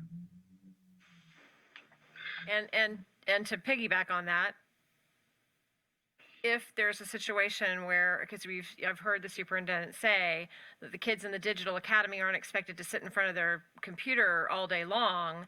So if they log in for the morning, but they don't log in the afternoon, I mean, I'm sure that at some point their participation grade will be impacted, and maybe they end up failing the class. But how do we work with parents to make sure that they're logging on when they're supposed to log on, and that we're not having an infraction of the truancy statute? Madam Chair, Ms. McKinney-Williams? if I can just weigh in a little bit, I think if you go up to it's probably section D, under excused and unexcused absences, one of the revisions to this policy was to make clear that an absence is not just when a student is not physically present at school, but also when a student is not present in a virtual class. So we're trying to move for the fall semester into maintaining attendance for digital classes in the same way, or as close as you can to how you're maintaining attendance in a physical class. So to Dr. Rogers' point, if we're tracking attendance in a virtual class, they may have logged in the morning, just like they showed up to first period, but if they don't show up to fourth period, or if they don't log into the class in the afternoon, then they'll be shown up as absent. Right. And then to Dr. Rogers' point, then depending on the number of absences they have, even in the digital context, we can start to move that machinery for non-attendance and possibly truancy. I think that's one of the reasons why this additional language was put in here for the absences piece, because it wasn't, the attendance policy prior did not contemplate the digital side. Is any of this anticipated with in negotiations with the teachers for the Digital Academy? I know we negotiate with all, but it's an additional responsibility that the teachers are, and I would assume that if they don't fulfill an assignment, if they're not present for the assignment, then you begin to impact your grade. I think maybe this needs to be, and I think this is part of when students who come to brick and mortar have the code of conduct book that they have to sign, maybe there's a separate something that is necessary for the Digital Academy to make it clear about expectations. I know it may vary from one teacher to the next too, but we're in uncharted territory again. We know that. Well, I think to your point about the Madam Chair, concerning. I think these are very important points, then we really need to call this to the attention of parents as well. If your child shows up in the digital classroom at 9 and he's not there at 1 or at whatever time, this is very serious. And so when we post this information, I think it needs to be posted very clearly, or made to be posted in a way that it can be understood very clearly. Are we going to run into some other kinds of issues with, but he was there in the morning and I didn't know he needed to be there in the afternoon, so that we don't fall between those kinds of cracks. So I agree with what the other speakers have said, but this is extremely important if we're going to do this and have it done correctly. Well, let me just say this. Okay, Item 19.01 is intended for advertising. So yes. the superintendent and staff are willing to commit that between now and the next time we see this, they can dig a little deeper into the details. I'm getting a nod from the superintendent. Okay, good. With an eye toward parental expectations, how we're going to communicate these things, ask the Digital Academy teachers. You know, I know we're trying to be nimble and flexible to try to accommodate everybody, but at the same time, I don't want to put that burden on the teacher that, you know, if half the Digital Academy people aren't even signing on, you know, but more than a third of the day, at what point does that trigger something else? And Madam Yeah. Chair, If I may, Dr. if I Rogers? may, I think when we think about Digital Academy, we're creating a whole different situation. When you talk about Digital Academy, there are times that the student need to sign on, just like they are in the bricks and mortar. They have an assigned time, 8:30. They may have to sign in at 9:30, 10:30. If they show up to those at those times, just like in bricks and mortar, they're either present or they're absent. The attendance policy still applies. They're either present or absent. This policy and what we've put in place right now speaks to the fact that now that we have this condition, this pandemic that we're in the Digital Academy, students need to show up at their assigned time. Now, what we could do with respect to that is address all that you all have shared in an administrative procedure as well, so that we could make sure and publish it so that the parents would understand that very clearly.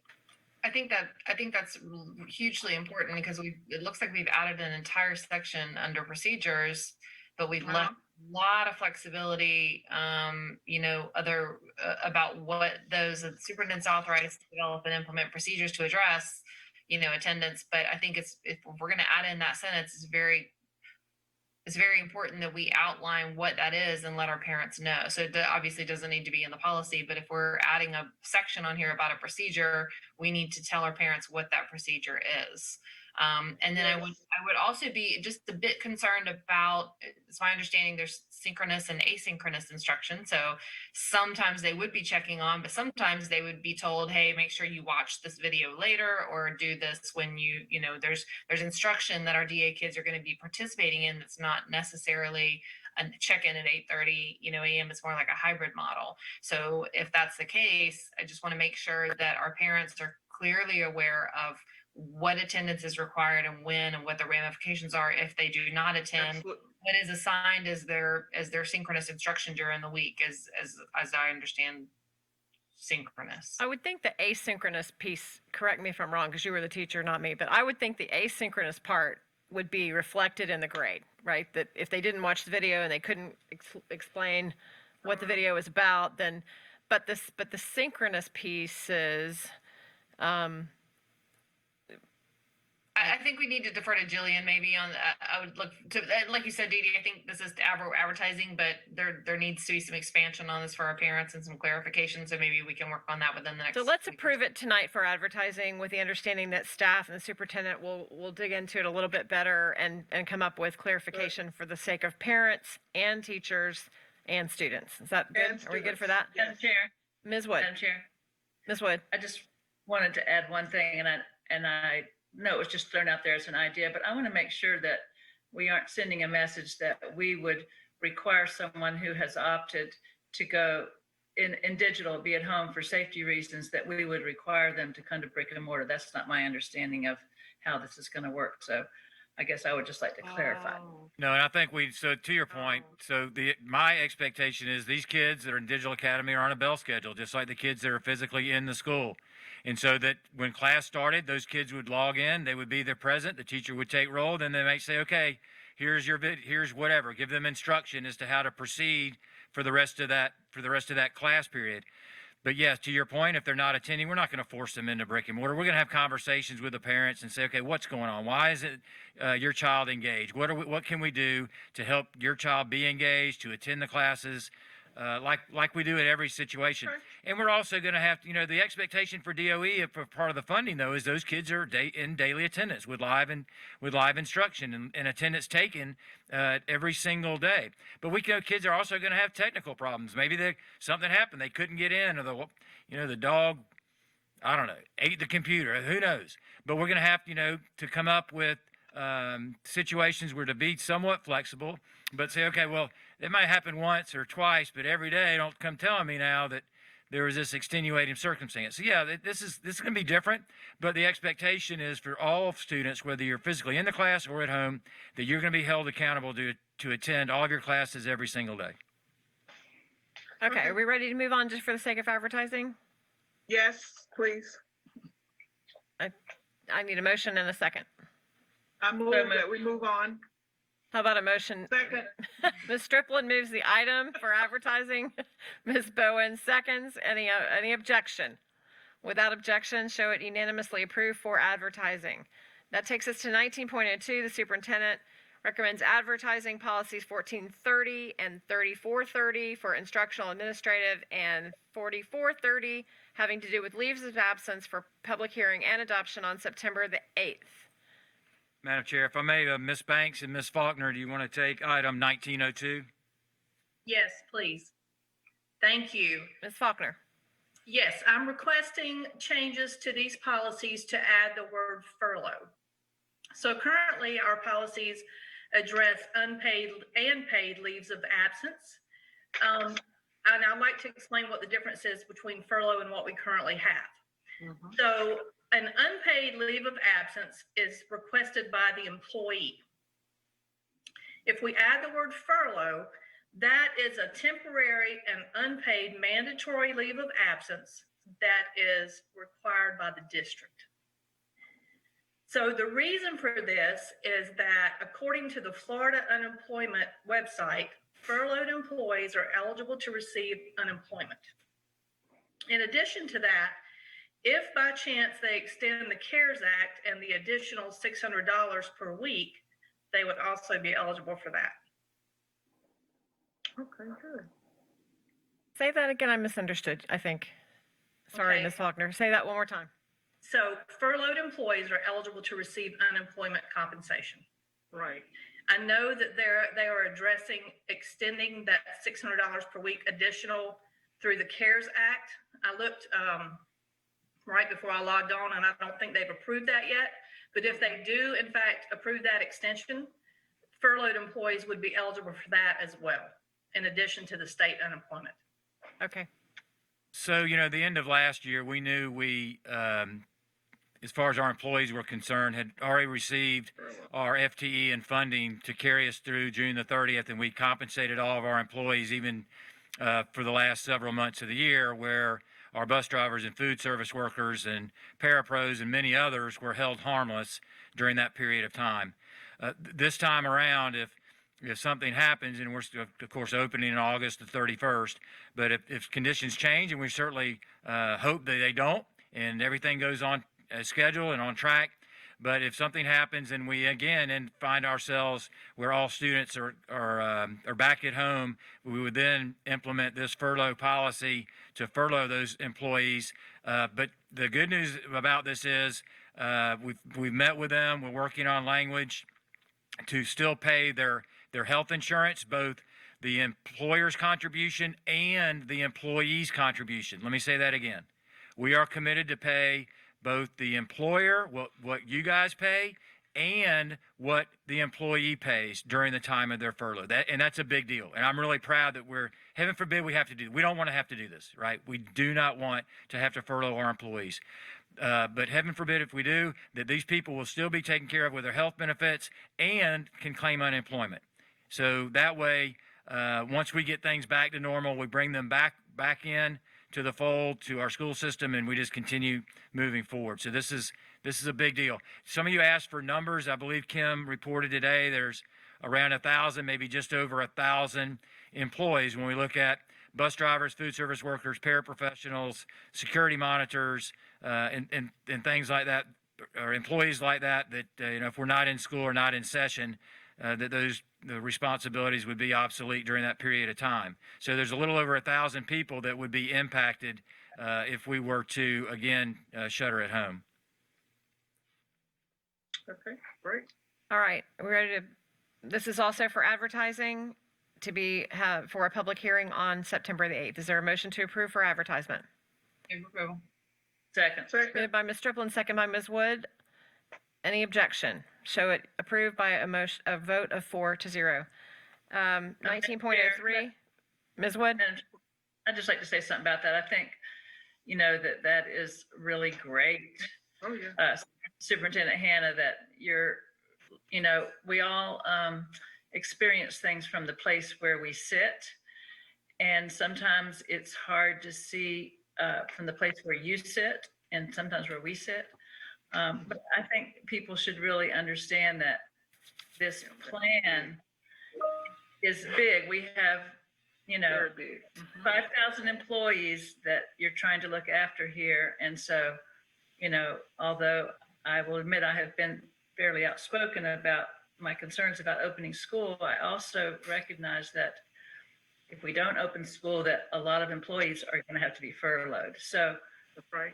I just think the public needs to understand there are a lot of different ways to look at this, and I'll give my suggestions for maybe how they can help, but I appreciate that you're going to give employees both their portion and the portion that the school board pays if they are furloughed, so they don't have to worry about their health insurance. I think that's great. Well, I appreciate that, but there's no I in team. We are going to, right?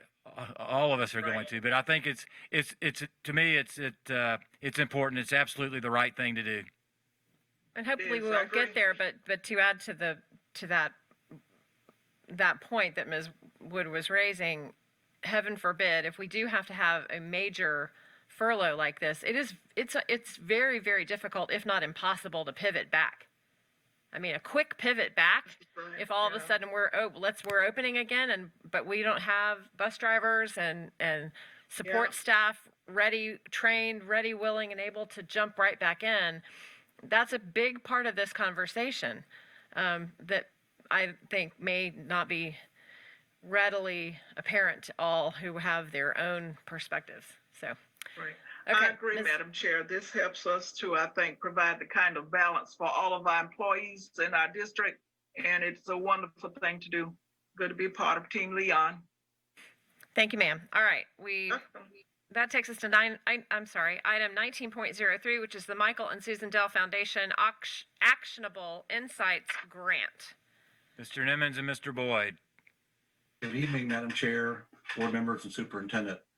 After all the serious conversations tonight, I'm glad to be able to finally present something that's maybe a little more good news than what you've been having to address lately. Thank you. I'm very excited to announce that we've been awarded a grant by the Michael Susan Dell Foundation. But I don't want to steal Brian's thunder, because he has worked very hard over the last 6 months competing nationally for this grant to secure it. So with that, I'm going to ask Brian to talk about what he's been up to. Brian, thank you, Bill. Can you hear me? Yes, sir. Yes. So the Michael and Susan Dell Foundation created something called the EdFi Alliance 11 years ago. And the mission for the EdFi Alliance is to help school districts convert their data into what they call actionable insights. And what this does is it helps student performance in the classroom, and it helps empower district administrators to help students prepare for the future. Receiving an EdFi grant is quite an accomplishment, as it's extremely competitive. And while the Reopen Schools plan is currently our top priority, we felt that having the opportunity to secure this grant was an opportunity that we could not pass up. The EdFi Alliance works with several school districts to help them pull all of their data from different systems into a single repository, and then use that data repository for creating data reports and analytics. Once you become a member of the EdFi Collaborative, you not only have access to the EdFi tech tools, but you also have access to tools that have been created through other grants at other districts. Recent grant recipients have developed tools focused on things such as helping track student performance on assessments, improve student and parent engagement, and as well as monitor the college and career readiness of students. Leon County will be working with the Michael and Susan Dell Foundation to leverage the EdFi technical tools to build a tool to help us monitor equitable access throughout the district. Several other districts throughout the country, including San Francisco Public Schools and Chicago Public Schools, have sought to work with the Dell Foundation on developing such a tool. But however, the Dell Foundation has decided to work with Leon County this year to develop this tool. This is an excellent opportunity for us to be the first to implement this tool, as well as have it be very specially tailored to the very specific needs of Leon County school students. Once we receive this grant, we will be partnering with a company called Henuit. This company has worked with several other EdFi grant recipients in the past. They have created several dashboards that help us monitor things around student performance, student attendance, and discipline. We will have access to these tools within just a very few months once we have awarded the grant and begin partnering with Henuit. We are very excited about this opportunity, and I will now open it up to any questions that you may have. Are there questions from board members?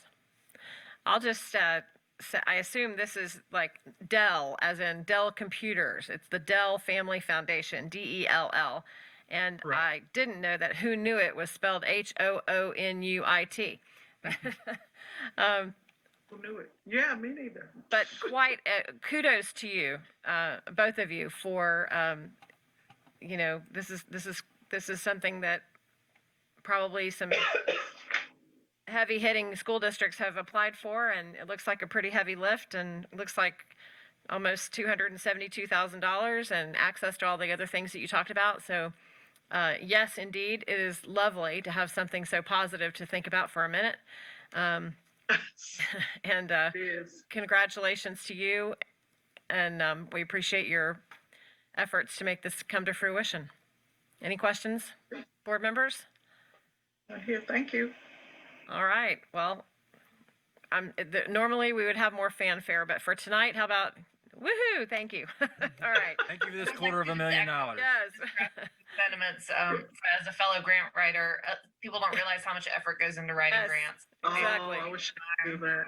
And grants that you pitch to the Dell Foundation are just not, this is a huge lift. So We're thank you, Brian, for putting that effort into it, because that's a really big deal. Will you keep us reported, keep us updated on next actually what the funds go to and kind of some progress along the way?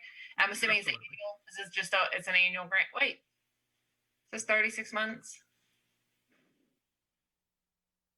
Is this a one-time grant, or does it happen? Is it recurring? It is a 1-year grant, but we're hoping it will be renewed for next year. Awesome. Thank you. Good, thank you.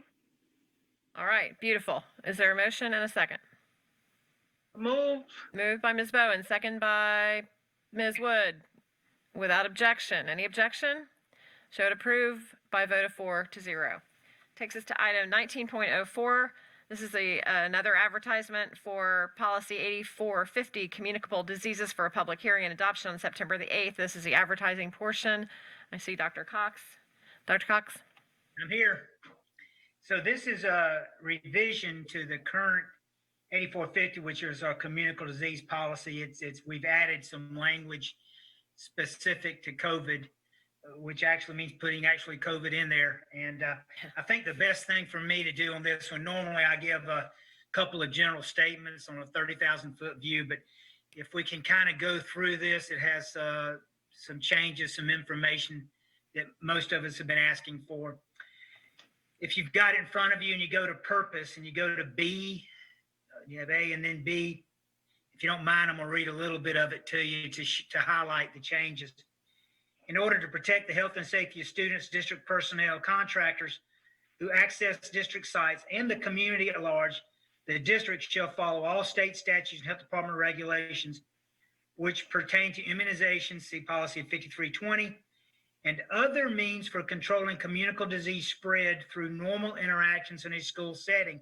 Here's the addition, which can include mandatory face coverings used by students, employees, contractors, and any individuals who enter district property, as stated in administrative procedures. So we've added that language in there about including the mandatory face coverings. It gives us some bite to be able to do that. Below that, you're going to see the scope. And I've got the sheet that's highlighted in green, if you will, but let me talk to you about that. If you read A, students or employees with casual contact contagious diseases or medical conditions, or with symptoms of such diseases or medical conditions, may only attend school or work if their attendance does not pose a significant threat to themselves or others. So basically, if you're sick, do not come. That's fancy language for that. And then B, exclusion from school or work sites is warranted when the site administrator determines that a student or employee, one of the followings, and y'all can see the followings down there: exhibits signs and symptoms. The district becomes aware that a student or employee has come into close contact with an individual who has tested positive for a casual contact contagious disease, or the presence of the ill student or employee poses a significant risk to himself and others. So a question might be, well, who can help determine that, Alan? We're educators. Well, this is where our RNs will come in. As a reminder, we have school health assistants at most of our school sites, not at the high schools, but then we have RNs assigned to about 3 to 4 schools apiece. All right, then the next page, it talks about self-reporting. So we wanted to put language in there, to give us some teeth to self-reporting. So there's 2 of them there. One's for employees, one's for students. The first one, parents and guardians have an obligation to self-report the existence of symptoms and close contact, potential exposure, any conditions set forth above to the school administrator. Now, so that's an obligation to report. Employees have an obligation to self-report the existence of symptoms and close contact, potential exposure, and any conditions set forth above. And failure to self-report may result in disciplinary action. So we strengthened up the language in. This was some of the things the board has asked for. Now, also on the definitions there, we've listed several of our communicable diseases that we have dealt with in the past with our students. And you can see we've added coronavirus to number 2. So it's now been added in there. Also at the bottom of definitions, you're going to see C down there, and those are symptoms. So for the purpose of this policy, we identified what we mean by casual contact contagious disease symptoms. And that shall include but not be limited to fever, sore throat, diarrhea, vomiting, and other symptoms that prevent participation in school or work activities. So we'll be using our RNs and our collaboration with the Department of Health, if needed, to help identify these and meet the policy here.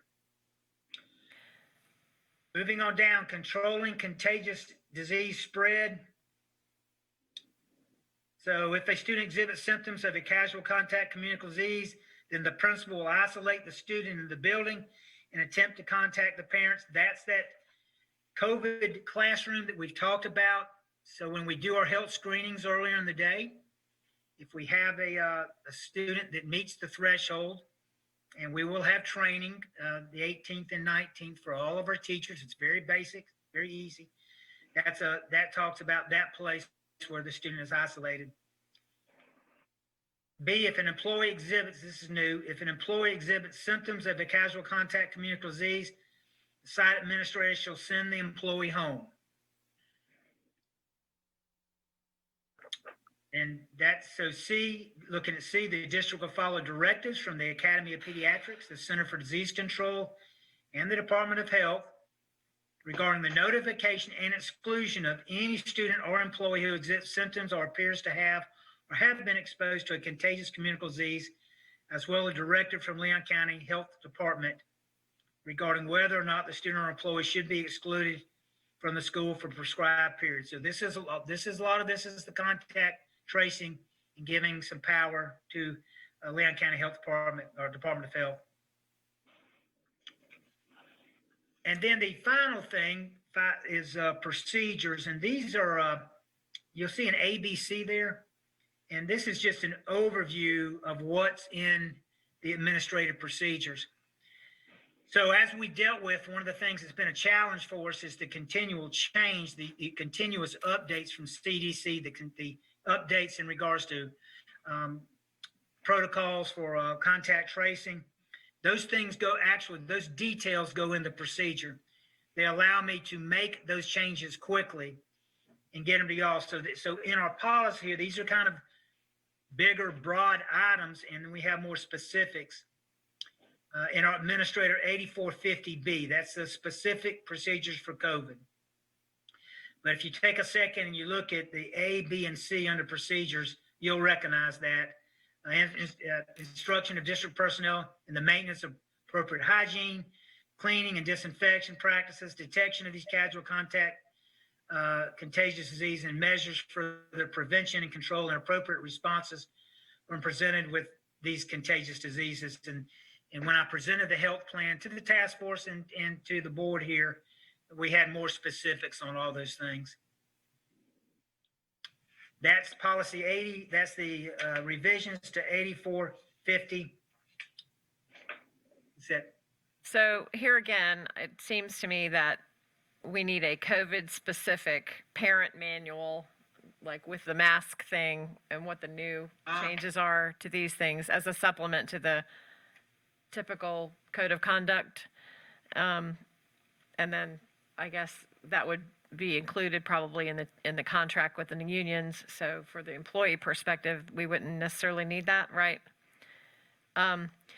This is probably just a typo, no big deal, but at the very top, Alan, under purpose, item B at the end, you've got face coverings used by students, employees, contractors, and contractors. So I didn't know if there were supposed to be a different word there, maybe. It doesn't. I actually saw that when I said that. No big deal. I just was just pointing it out so you don't get too far down the road in case there was a different group that was supposed to be included in that sentence. Any questions, board members? No. All right. Hearing none, we will, if there's a motion and a second to approve for advertising. Move approval.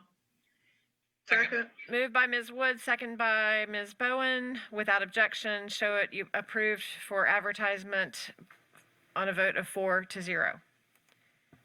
All right. Real quick, Madam Chair, and to Mr. their point, Dr. Cox, I think this, along with the mask, we need to set it out front and center from the first day of school to talk about our parents and our students about the expectations for masks, what's expected about illness. And so they're very clear, we're crystal clear about the do's and the don'ts as related to this virus. Superintendent, could I ask you something? Ms. Wood? I think waiting to the first day of school is too late, and I would really prefer that we send something home to our parents so they have time to really digest it. Right, I agree. And the students, and they may decide when they see that school's not going to be quite like they thought it was going to be. It's not going to be that big social occasion that a lot of kids are looking forward to. It's going to be mask all day, and it's going to be, it's going to be very different. Right. Well, I'm sorry. Yes, we will definitely start messaging that immediately. But remember, we talked about the first several days having discussions about the expectations with our children. These are the do's, these are the don'ts. To also check on them to see how they were from a mental health standpoint before we started actually educating them and getting in. But I think having those conversations with those kids about expectations on the first day. But yes, but to your point, that we are making this very clear to students and parents what that conversation will be like on the first day of school starting now. Well, just to put a point on that pencil, if we send these home as contracts, students should have those when they walk in the door on the first day of school, in my opinion. And, maybe we give them a day's grace, but we need to stay. It's like immunizations. If you don't come with this signed, then you can't come to school. So I really think we need to be tough on this and strict, and we need to give parents time to read it because they may decide they want to make a change to one of our really great digital options, which again will help with density issues at the school. So anything we can do to make a really clear picture of what school's going to be like and what it's not going to be like, encouraging folks to really look hard at our two really good digital options that they have, I think will be helpful. And I want us to mail something out so every parent didn't have to check their email to get it. It needs to be in the mail to them. please. Right, I have heard you, but I've also learned not to commit to anything. Like He I will did take the, it under advisement. like I did the That's it. N95 mask after 3 hours Please last take time. it under advisement. Thank you. Taken under advisement, yes, ma'am. Under All right, so- advisement, right. Just real quick, and we might be close to maybe losing a quorum, so let's get to the calendar real fast, if we could, Dr. Gale. Yes, good evening, Madam Chair, Superintendent, board members.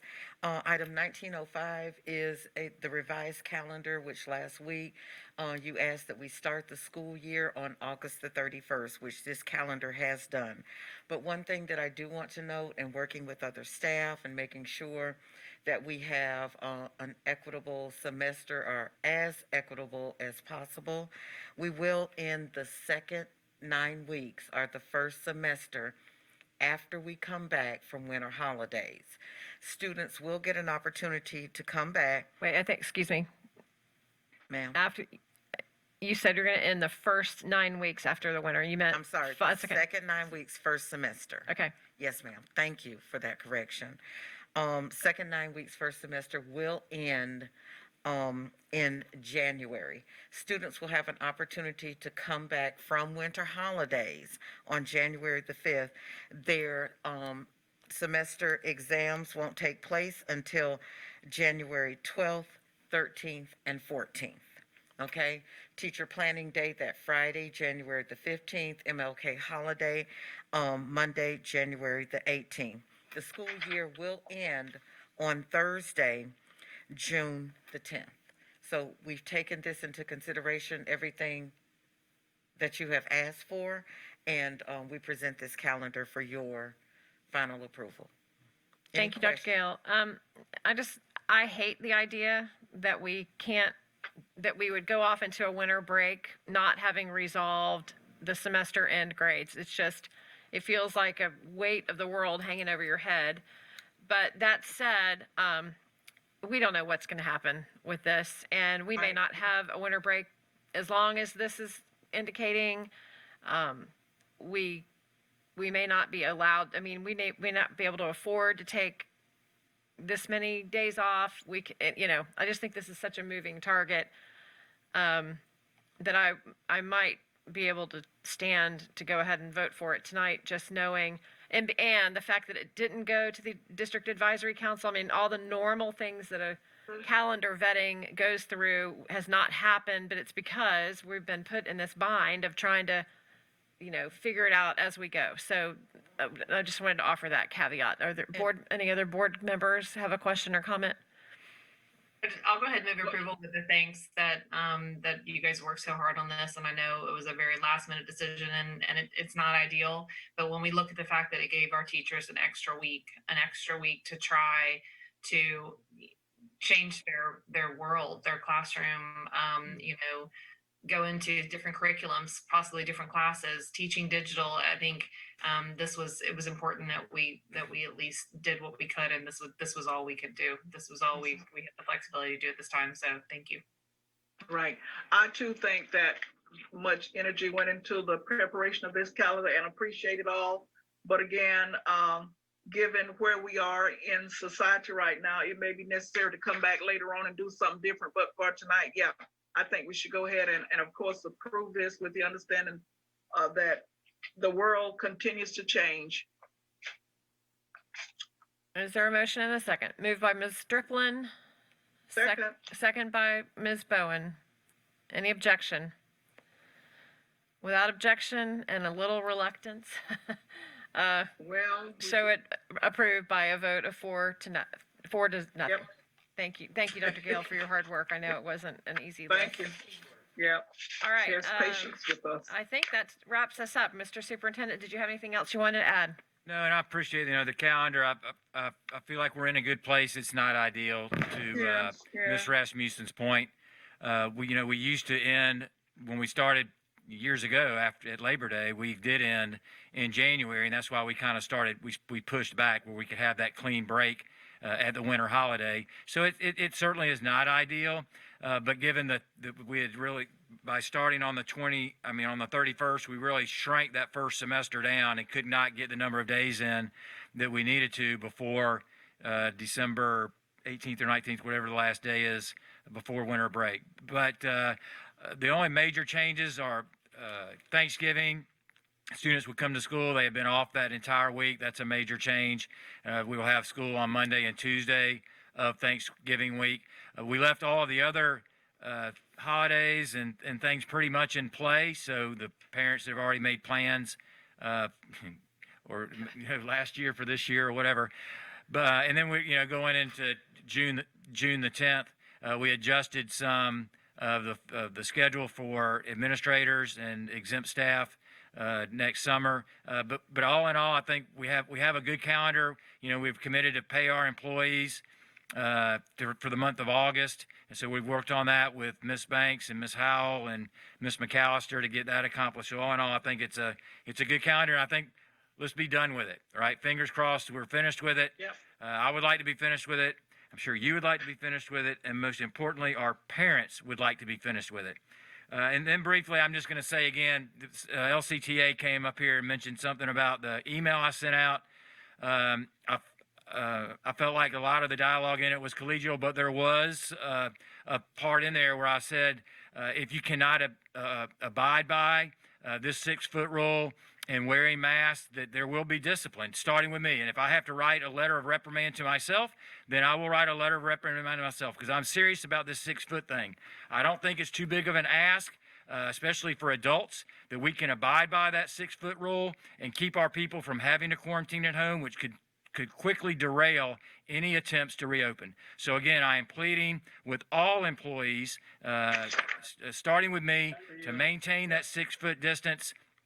And then also, if you are awaiting test results, you went on your own to Bragg Stadium or wherever, you're awaiting test results, do not come to work. Let me say that again. If you are awaiting test results until you know those test results are negative, do not come to work. If you have questions, call Alan Cox's office. Talk to Dr. Cox and talk to Terry Anderson. Also, the mask, please, if you can sew. So Joan Thomas out there, I know you can know how to sew, and you're still watching. You're one of 20 people still watching. Please call Sharonda tomorrow morning, and she will get you hooked up with the ladies to help get these masks made. So again, I'm pleading to the community. If you have some free time in your hand, please join us in this mask movement. Let me clarify one thing. If you are symptomatic or have reason to believe you've been exposed and therefore you go tested, don't come to work. But if you just think, well, I should get tested because everybody's getting tested. Don't come to work until you know the test is negative. Don't come to work. Don't come to work. If you on your own decide to go to Bragg Stadium on Sunday to get tested, you do not come to work. You can use your COVID leave while waiting for the results of that test. Important. Those 80 hours. Do not come to work. So if you go to every week to get tested on your own, do not come to work until you know the results are negative. All righty. You heard the man. With that, Ms. Bowen, are you moving we rise? All minds clear. Let's rise. All right. Ms. Bowen moves you rise. We're adjourned. I want to say one more thing. Ma'am, please. Sorry. It's just going to be one. The Foundation for Leon County Schools is trying to raise money to help our children and our families who cannot afford internet. And there are a lot of them out there. And we have probably 50% of our Title I children who have chosen digital. And so it's really important that we raise funds to help these families. And they're going to be vetted by the principals, so we know it's people who truly need them. So in addition to Superintendent's plea, which I was going to make, but he already did, if you're able to sew a mask, please sign up. And the second one is, if you're able to donate some money to help a family have good internet access so that they can keep their children home, please do so. Thank you. Great save, Ms. Wood. Great. And thank you for your generous donation since you, anyway, from your account. Thank you. All right. So we need seamstresses or tailors to make masks, and we need finances to the Foundation for Leon County Schools to help make sure that all of our families with children who are trying to learn digitally have access to the internet. Right. So those are our two big asks right now. Okay. And with that, Ms. Bowen moves we rise, and this meeting Yes, is we do. adjourned. Yay. Be safe, everybody.